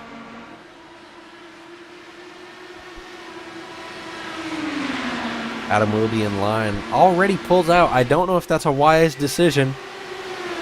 Goes for the outside. What's Ricky Paz going to do? Is Ricky going to make it 3 wide? Bottom. He does not. Adam's got the advantage going into turn 3. Holds Jake Cummings low. Jake has the inside with just the shorter distance. Adam gets really tight to Jake Cummings. I don't know if these guys are going to make it another 2 laps with how close they're running together. Field bunches back up. Willoughby still hanging on the side pod of the 95. He is there. I don't know if he's going to be able to lead at the line. He's got Lucas Moody right behind him. It's Nick Stockner in 5th. That is a lap car of Thomas Crump also in the picture. And yes, Willoughby leads at the line by 0.003 of a second. Contact there with the 95, though. Willoughby in contention to win this race, but he's got to be around at the end to see it Oh through. my goodness, we're going to get another yellow. We are going to get another yellow at this rate, and it might be these two. They're driving fine. They're driving smart. They're driving good. Jake is coming on over the radio saying something. I don't know what. And they're 3 wide at the back of the pack. That's Esteban Munoz looking in the middle. He's still in this race. Nick Henley's still on the lead lap. He's back there as well. Look at this hornet's nest of cars.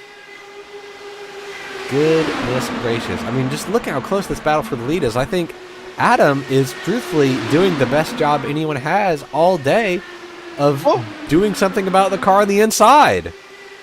Oh my goodness. The side draft isn't really that prevalent, but the way that 022 car has been able to hang onto the side of 95, it's done something. And there it goes! There they go! Jake is a Beyblade! Oh my god, Adam is dead! One car flips into the crowd of people and coming back onto the track. Oh my gosh! Oh my lord! Who is that? I think that's Nolan Starkey from Trine, and he just went on the adventure. Look at Jake's front tires. Jake, he doesn't have any. Oh my goodness! Well, we knew this was going to happen. Let's see how it happened. Despite the drama, this was one of the most comical wrecks I think I've ever seen, and I've watched Mooncar. How does this go on? All right, I'm doing chase cam. Sorry, guys. Adam just kind of comes down. Turns into a Beyblade as scrunchies. Oh, we should ride on board. Yeah. All right, real quick. All right, everyone, hold on to your dinner. Everybody at home. Here we go. Whee! Oh my word! Oh my goodness! Oh my goodness! And we got to see what happened to Nolan Starkey. Whoa! All right, roll bar. Brian, this is a view that you are certainly familiar with, is it not? Oh, Eclipse Halterman! Oh my! No, Clint! No! They're dead. And as they're all dead. A favorite YouTuber of mine once said, Nolan Starkey has submitted his application to the Space Force. Oh my god. He bounces. Wow. Rest in peace to everyone camping there in turn 4, but holy moly. Okay, well, now Ricky Paz and Lucas Moody, of all people, are now the leaders of this race.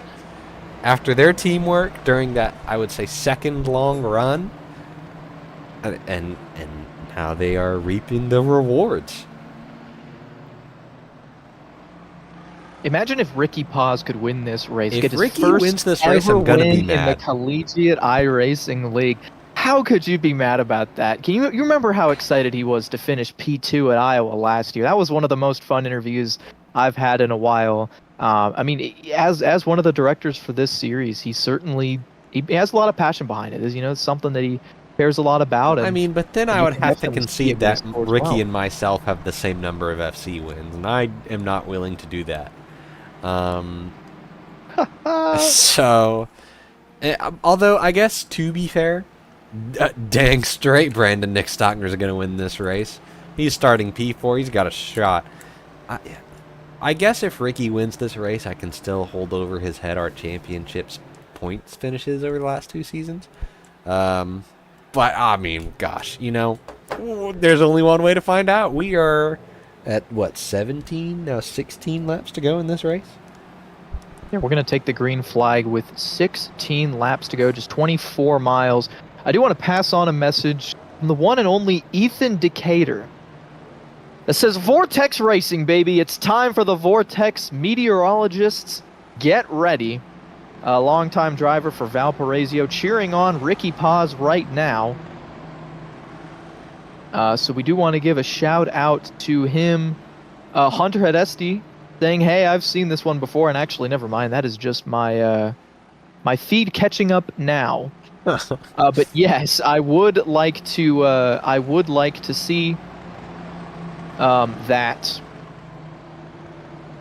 Although, you know Sure, what? I like will mention, gentlemen, look at the top, well, frankly, the top 10 of this race. We've got, where's my timing tower? Give me my timing tower. I got it here for you. Ricky Paz P1, Lucas Moody, Esteban Munoz, my pick, hanging around, making me not look stupid. Thank you, Esteban. Nick Stockner, I think the fans' pick to win this race. Of course, Ryan's pick as well. Keegan Callant, good buddy of mine. I'm friends with Keegan off the track. Really, really good guy. Really good driver. Had a really good run on an oval last season at Iowa. Looking to follow that up. Not as good as Ryan Whitlock. Anyway, sorry. Continue. As we avoid the ego in the booth next to me. For the restart. Whitlock shuts up with 16 laps to go. Ricky Paz for the first time leads us to the green and gets a huge jump on Lucas Moody. The field disappears from the frame as it's Paz, Moody, Munoz, Stockner, Cal with the top 5. Onofre, Henley, Infinity. The rest of the cars in the lead lap, all in it. All of them have a shot as they round turn 2. Nick's got a run on Esteban. Here he To goes. the outside. Is he going to make it stick? I don't think so. But Munoz can he gonna get tuck the back toe in? from Moody. Can he tuck back in? Get a little something going into Side by turn side for the 1. lead. Moody's Lucas got a and run Ricky. on Paz. Oh my god, I thought Esteban was about to make it 3 wide there. I was pooping in my pants. That would not have ended well. Nick goes to the top side. Are they going to be 3 wide? No. Calic giving him a little bit of a push, maybe. Quote, unquote push in an IndyCar. Hey, Good if anybody grief. can Look do at it, it's this. my boy Keaton. Look at this group. Here comes Edwin Onofre, everybody. He's to the outside. Munoz side by side now with Moody for P2. If he can clear that 13th car, he's going to have a shot. Look at the block to the white line for Ricky Paz. That is out of bounds. You cannot go down there. Stay on the playing field, boys. 13 laps to go. Stay legal. It's Paz, Moody, Munoz. All of them have a shot to win it. Yeah, I don't know if I've ever seen a grouping of this many drivers this close together. As our early race contenders, Jake Cummings and Muhammad Alif, are currently running 10th and 15th, so they are effectively out of this bar. Stockner 3 wide. A crazy caution, which is very plausible. Oh, these drivers want to use that apron so bad. I know they do, but we said they can't. Probably for the greater good. Nick is just taking every run he gets, but they just don't keep working. Edwin Onofre is right on his bumper now. Ricky Paz maintains the lead. The inside line for the leader continuing to prove as dominant as it has been all race, as the sun is starting to shine on this track a little bit as well. Perhaps a little bit of track temperature increase shaking this up. It's actually Still 3 gone wide down. for second. Track's a little bit cooler. We'll see if they can take advantage of that to make the top lane work. Paz now clear for the lead. Munoz maybe looking to jump up in front of the 13. No, he can't. 10 laps to go. They're nearly 4 wide as Onofre has to back out to avoid getting put in the wall by Stockner. Now the 124 going to tuck in line. Second car on the outside right behind Moody, but not for long. He's 3 wide for the second spot. Oh my gosh, that was so close between Nick and Moody there going into turn 3. All right, Cade, I'm going to bet you a Taco Bell Crunch Wrap that Nick is going to be behind Lucas Moody in turn 2 and then going to pull out on the back straightaway. I bet you money. I mean, not money, a Taco Bell Crunch Wrap. I really hope I win this. I've been craving some Taco Bell, and unfortunately, Edwin gets there. No, my Crunch Wrap. And Ryan Whitlock owes me a Crunch Wrap. Write it down, everybody. Edwin ruined it. Stockner not in this race, though. Here comes Onofre. Really good on the road courses, but showing he can get it done turning left. 8 laps to go as the 199, after a penalty earlier in this race, finds himself the middle of 3, but in a great spot to try to challenge for the win. I mean, Ricky just still hasn't faced any real challenges, though, so far. Lucas is certainly trying, and Esteban Munoz has been there several times. The only one who's done it in this race was Muhammad Alif, and he is several laps off the pace. So not really an opportunity for him to come up here and replicate that move. It's going to have to come from somebody else. But Alif's teammate is the one trying to get it done from Ball State University. Lucas Moody looking for his first win in the Formula College World Championship. Can he get it done? 6 laps to go at the line. Esteban gets onto that apron a little bit. Car twitches as a result. Still 2 by 2 behind the leader of Ricky Paz. I just don't know if they're going to be able to get anything functional going. Lucas holds Esteban so tight, and there's a wreck. Who is that? The car has gone skyward. Josh Camphor involved. Dylan Beatty was launched to the moon. For some reason, we're still green, probably because the car's there it is. Not on the racing line, and now the caution is out. We're going to get a replay of this, and this is Josh Camphor, Kansas State alum. Saw his life flash before his eyes, and possibly the undercarriage of a car as well. See how it all plays out here. No, that's Jake. Oh, no. That's Jake? Oh. Jake, and who is that? I believe that is Dylan Beatty. Yep, that's the 20 of Dylan Beatty. Oh, my goodness. Wait a minute. On board with Dylan. Ooh, that feels a little netcody, but not entirely netcody. And boop. Ooh. I don't think contact occurred between those 2 cars. That's going to be a really difficult one to call for the stewards. That's going to be tough. And Ryan, I got a question for you. Are we going to get this race restarted? Oh, I don't know. This might be a shootout. Ooh. Oh, I really don't know, Ricky. I really do not know. 3 laps to go at the line. We do not have overtime. We do not have green-white checkers. Oh, I wish I could see, like, when they're going green, so that I could say, shorten pace laps by 1. I could just DQ Ricky right now, but I'm not going to do that. I would just love to shorten the pace laps, though, so we can get raced. Well, the 3-pass car there is going. So that is Thomas Crump. He's still 1 lap down. All right, what are the odds someone passes Ricky before the inevitable turn 1 yellow happens? Do we get a turn 1 yellow? Do we get a turn 3 yellow? I think we're going to get 1 lap to go. And it'll be 1 lap to determine the race. Okay, we know Munoz is going to have a monster run in this scenario. He's going to have a huge run. Into 3 for sure. Ricky will get the jump that he is warranted as the leader, but Munoz's run into turn 3 will be insane. Oh, my goodness. You've got Lucas Moody in third. I don't know if there's anything for him to do. Edwin Onofre, Keegan Kallick, Nick Henley, Alex Finity, all those drivers still in the lead lap. Something happened to Nick Stockner in that pack of cars. Made a great save, but fell back rapidly, lost all kinds of track position. I don't think Stockner's got a shot to win this one. Contact between the two leaders is definitely possible. That could hand the win to Moody. So if you're Onofre, you've got to be on attack mode, just in case that becomes the battle for the win coming out of turn 4. See if the lights on the pace truck go off this time. Lights are off. And they will. It's going to be a one-lap shootout in Vegas. My you God. could not script this any better. Ricky Paz looking for his first win. Esteban Munoz has been trying forever. Right, he's looking to get one done.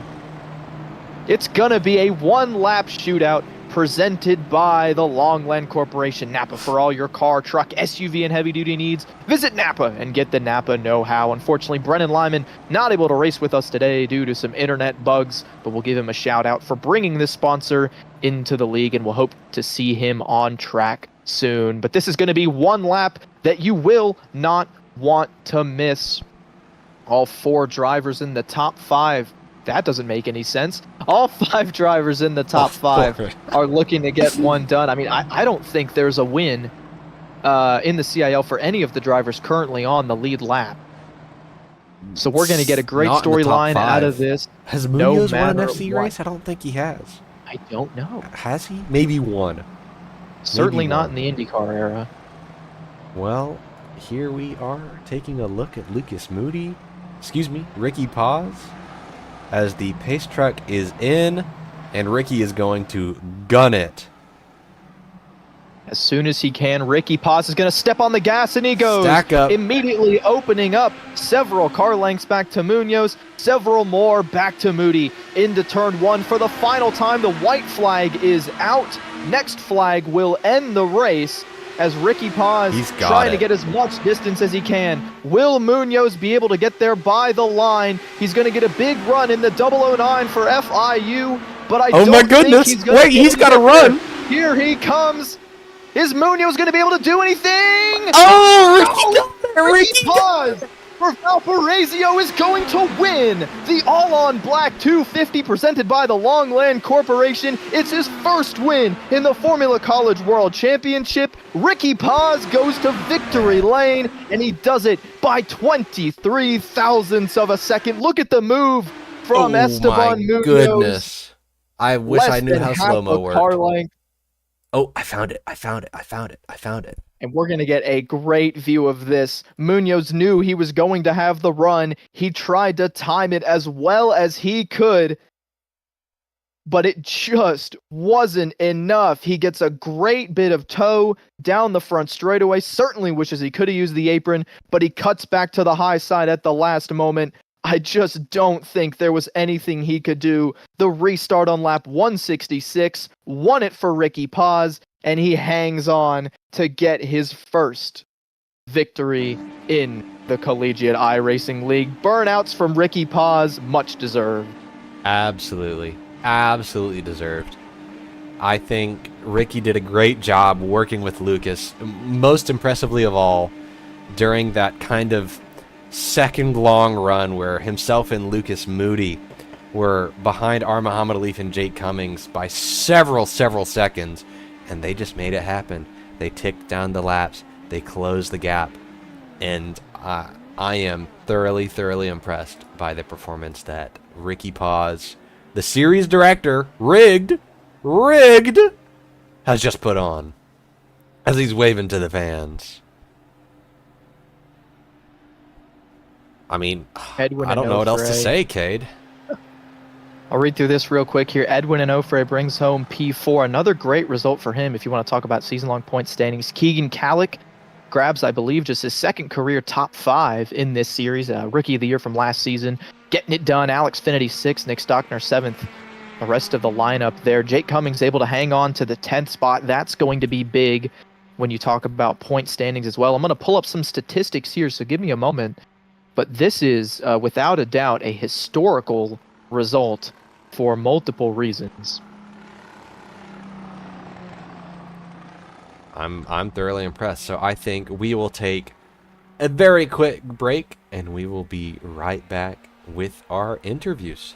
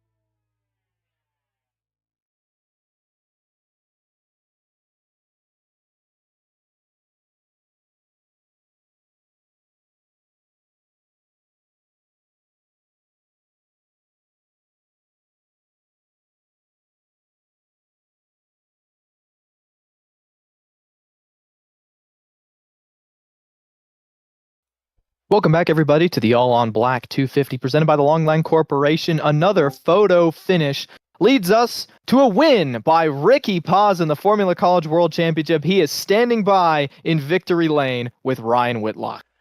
Ricky, as the director of this series, as one of the men who championed this series switching to the INDYCAR, I can only imagine your emotions at this moment. Tell me how you feel. Ricky? I'm surprised if I have any voice left. I think my apartment neighbors probably hate me. I can't believe that this is real. I'm just in utter shock. Like I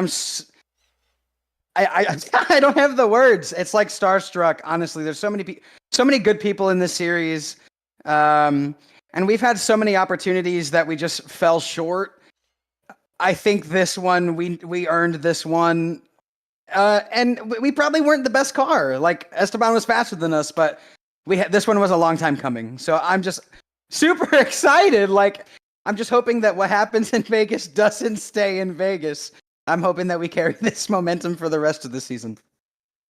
So, streets are saying that New Hampshire a season ago was your race to lose, but unfortunately some goober named Ryan Whitlock took that win. How does it feel finally equaling that goober's win total? Ryan Whitlock's a good friend, great competitor. Kind of miss him on the road with us this year. Nah, I'm having fun up here with Cade, buddy. I'm doing what's best for the league. I'm having fun up here.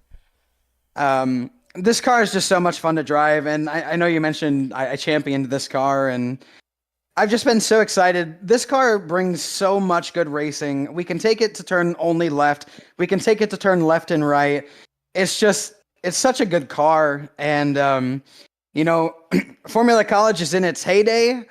And I can't say enough, man. I think last year with Vortex, this year with OWR, that's definitely helped me a little bit with this oval stuff. Nick Stockner, obviously a really, really great racer, great friend. Um, Holy cow, guys! Is this like I don't even know what to say? I'm just rambling. This is probably one of the best days of my CIL career. Well, I am very glad to hear you're glad. I mean, that race was a lot of fun to watch, a lot of fun to commentate. I know you've already done a couple shout outs, but before we let you go, is there anybody else you would like to mention while you can? Got a shout out. When I started this series, or when I started racing in CIL, it was just me at a small private school. Only person on the team. First person to join my team was Ethan Decatur. He was my spotter tonight. Good friend, Ethan Decatur, his wife, and his cat Montel. Montel was rooting us on, so gotta love Montel.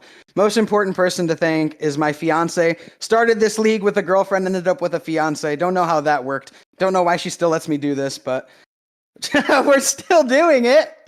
OWR friend group. Thanks to all my old friends at my old team. Good to see them on the podium. And thanks to the league. Thanks to people for watching. And thanks to some NyQuil because I'm gonna need to get my voice back for tomorrow. All right, buddy. Well, happy for you. Celebrate, enjoy it, but don't celebrate too hard. Appreciate it. Have a good one, guys. Cade? And, we'll go ahead and bring our second place finisher into the booth now. Esteban Munoz, congratulations for the first time on the podium in an INDYCAR here since we switched to that car. And I do want to mention you did win the alumni class for today, best finishing driver who's already graduated from college. So I know you didn't win the race, came oh so close. What are the emotions right now? Ecstatic, honestly. It's been a long time since I've been on the podium, let alone win. It's almost 2 years since my last victory, so I'm pretty happy. If I had to lose to somebody, I'm happy I lost to Ricky. So overall, fun race. Very tense. My hands are pretty much all clammy because it was such an intense race. I don't know. It was hard to pass with this pack racing. It was a lot of fun, but it's so hard to pass for the lead because like the moment you stick to the bottom, it's pretty hard to pass. But just the overall racing, like I had to go to the back after I got an EOL penalty. Just chopping through the field, going inside, outside, middle. So a lot of fun. So I really, really enjoyed this race. So yeah, you talk about the bottom line and how hard it was to pass. You really didn't need to clear Ricky there before the line, but do you think there was anything you could have timed differently? Anything about that run there with 1 lap to go? Maybe you could have done? I mean, I kind of had a run coming to the checkered, but like it's so hard. It's hard to time it right because I mean, it's not a lot of time between turn 4 and the start finish line. So I just try to do that as best as I can. It got really close at right at the end because the moment I moved to the high side, he also moved to the high side. So I had to like almost check out because we almost wrecked each other. But no, I tried. I did everything I could. I mean, there's not much I could have done differently, honestly. But overall, just happy with the result. All right. Well, once again, congratulations. P2 is nothing to frown about. And again, you did win the alumni classification for tonight. So don't replay this one in your head too many times. It was made for great TV for sure, and a fantastic result as well. So before we let you go, is there anybody you want to shout out? I want to shout out you guys for keeping the broadcast on. I want to thank FIU. And then everybody, just the varsity has grown a lot this season. Very happy to see that after a couple seasons of just me being me or Robbie or Lewis. So I like to very happy to see those guys running good also in the GT3 class. So shout out to them. All right, that has been your second place finisher, Esteban Munoz from FIU. Mentioned there to Enrique Nina winning the GT3 class last night in our sports car series. So I'll turn it over to Ryan Whitlock to interview our third place finisher. Welcome to the booth, Mr. Lucas Moody. Congratulations on your third place finish, although I imagine there were aspirations for more, no? Yeah, of course, always gonna be running the win. I was trying to like cut myself up like win or bust, but at this track, you guys saw it on stream. You got the inside line, you're in first place, and like nearly impossible to get through. Especially in that second to last stint with people trying to go through right on my outside, like I'm getting side drafted, really hard to make up space, and then of course on the one to go, there's no chance at me being in third. I'm gonna have any attempt because Ricky and Esteban, they're gonna get great jumps ahead of me, but not P3. We take it. Honestly, we take it. Yeah, I mean, Kate and I mentioned several times during the broadcast, kind of during that second long run, where yourself and Ricky Paz were several seconds behind Jake and Alif, but you guys just kind of swapped almost every straightaway. Tell me a little bit about that and what the game plan was there. Yeah, I remember I come out of the pit lane just in front of that pack. I think it was Ricky, Esteban, some of the people behind them, and I hold my inside line because I know they can't get past me if I just hold the inside, just because that's the nature of the track. And Ricky gets around me, and he over the radio, he just goes, "Do you want to work together here, pal?" And I said, "I'll play the game if you're down to." And just like that, like Ricky and I, Ryan, we are very close. We've worked with each other a lot, not only in this series but in the CCS as well. So we knew exactly what to do. We didn't even practice it together before the race. We just know how these cars function, the quickest way around the track in them. It took us a bit to figure it out. But once the tires started wearing down, that's when Jake and Alif lost some time. That's when even Esteban and Nick behind us lost some time. But we were really still on it. We know how to work our tools well, and that was when we really pulled that gap heavy. Because there was a while there was just kind of sitting at that 3 second, 2.5 second gap there. But yeah, once we really got it down, said okay, you have to pull out of the draft a little bit later. Got it down really nice, and yeah, it didn't matter too much because of course the caution came out anyways. But us doing that and the people all behind us trusting us, it actually kept our third and fourth. So even if catching up didn't matter in the end, we still were able to keep our third and fourth for the track position, which then obviously converted into a first for him and a third for me. Yeah, I mean, I was about to say, certainly that teamwork is the reason he got the win and you were able to walk home with third. On a similar note, before we let you go, is there anybody you would like to thank or shout out? Of course. I have to shout out Ricky for his first CIL win. That's a huge milestone for him. Of course, all of my teammates on the road side. You got Dylan, you got Alif, you got Kale, you got Nick, and Jake, who unfortunately was not able to drive today because of issues with his computer. Of course, I have to thank all of my teammates on the Oval side, all of my Overwatch teammates, as now I'm a part of that varsity team here at Ball State as well. Of course, have to shout out Dan and BK, our sports psych Grayson.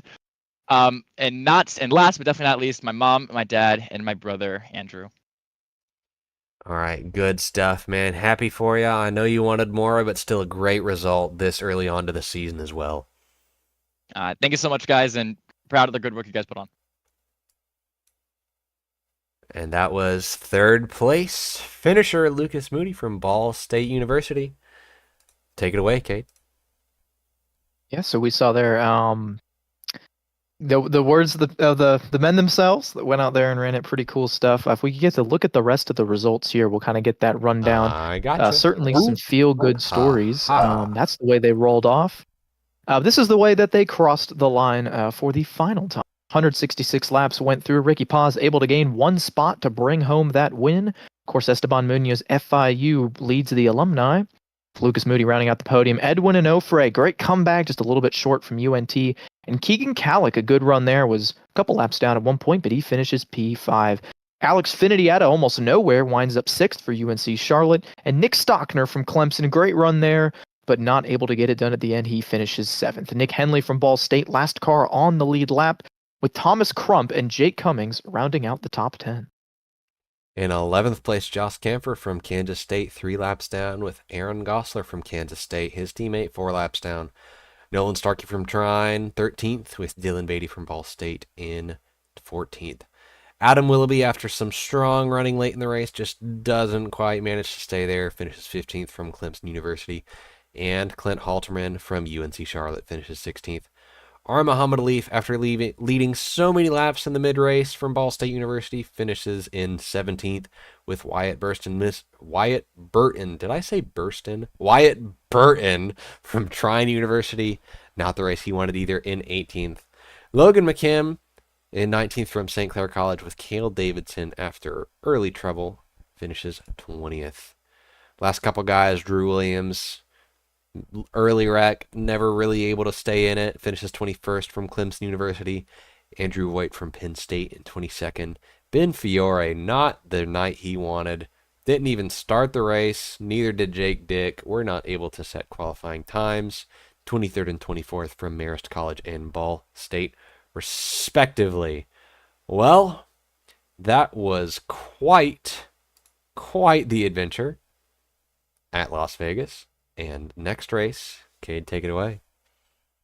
Yeah, we're going to be headed down to Spa-Francorchamps up in Belgium for the running of the Hot Stone Hustle Grand Prix. We're going to kind of settle into this middle section of the schedule here. We're going to get another road course and then another oval. Michigan put on an absolute show last season. Aiken Lamar winning that race by just a nose.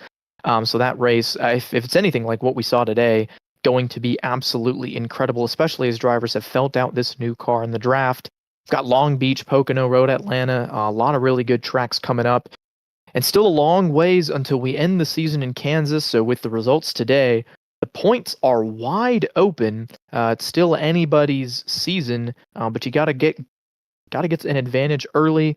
The next opportunity to grab some points is next week at Spa. So if you want to tune into that race and see how that all shakes down, that'll be next week on the same YouTube channel at the same time. Green flag will fly at about 8 p.m. Central, which is 9 p.m. for everybody on the East Coast.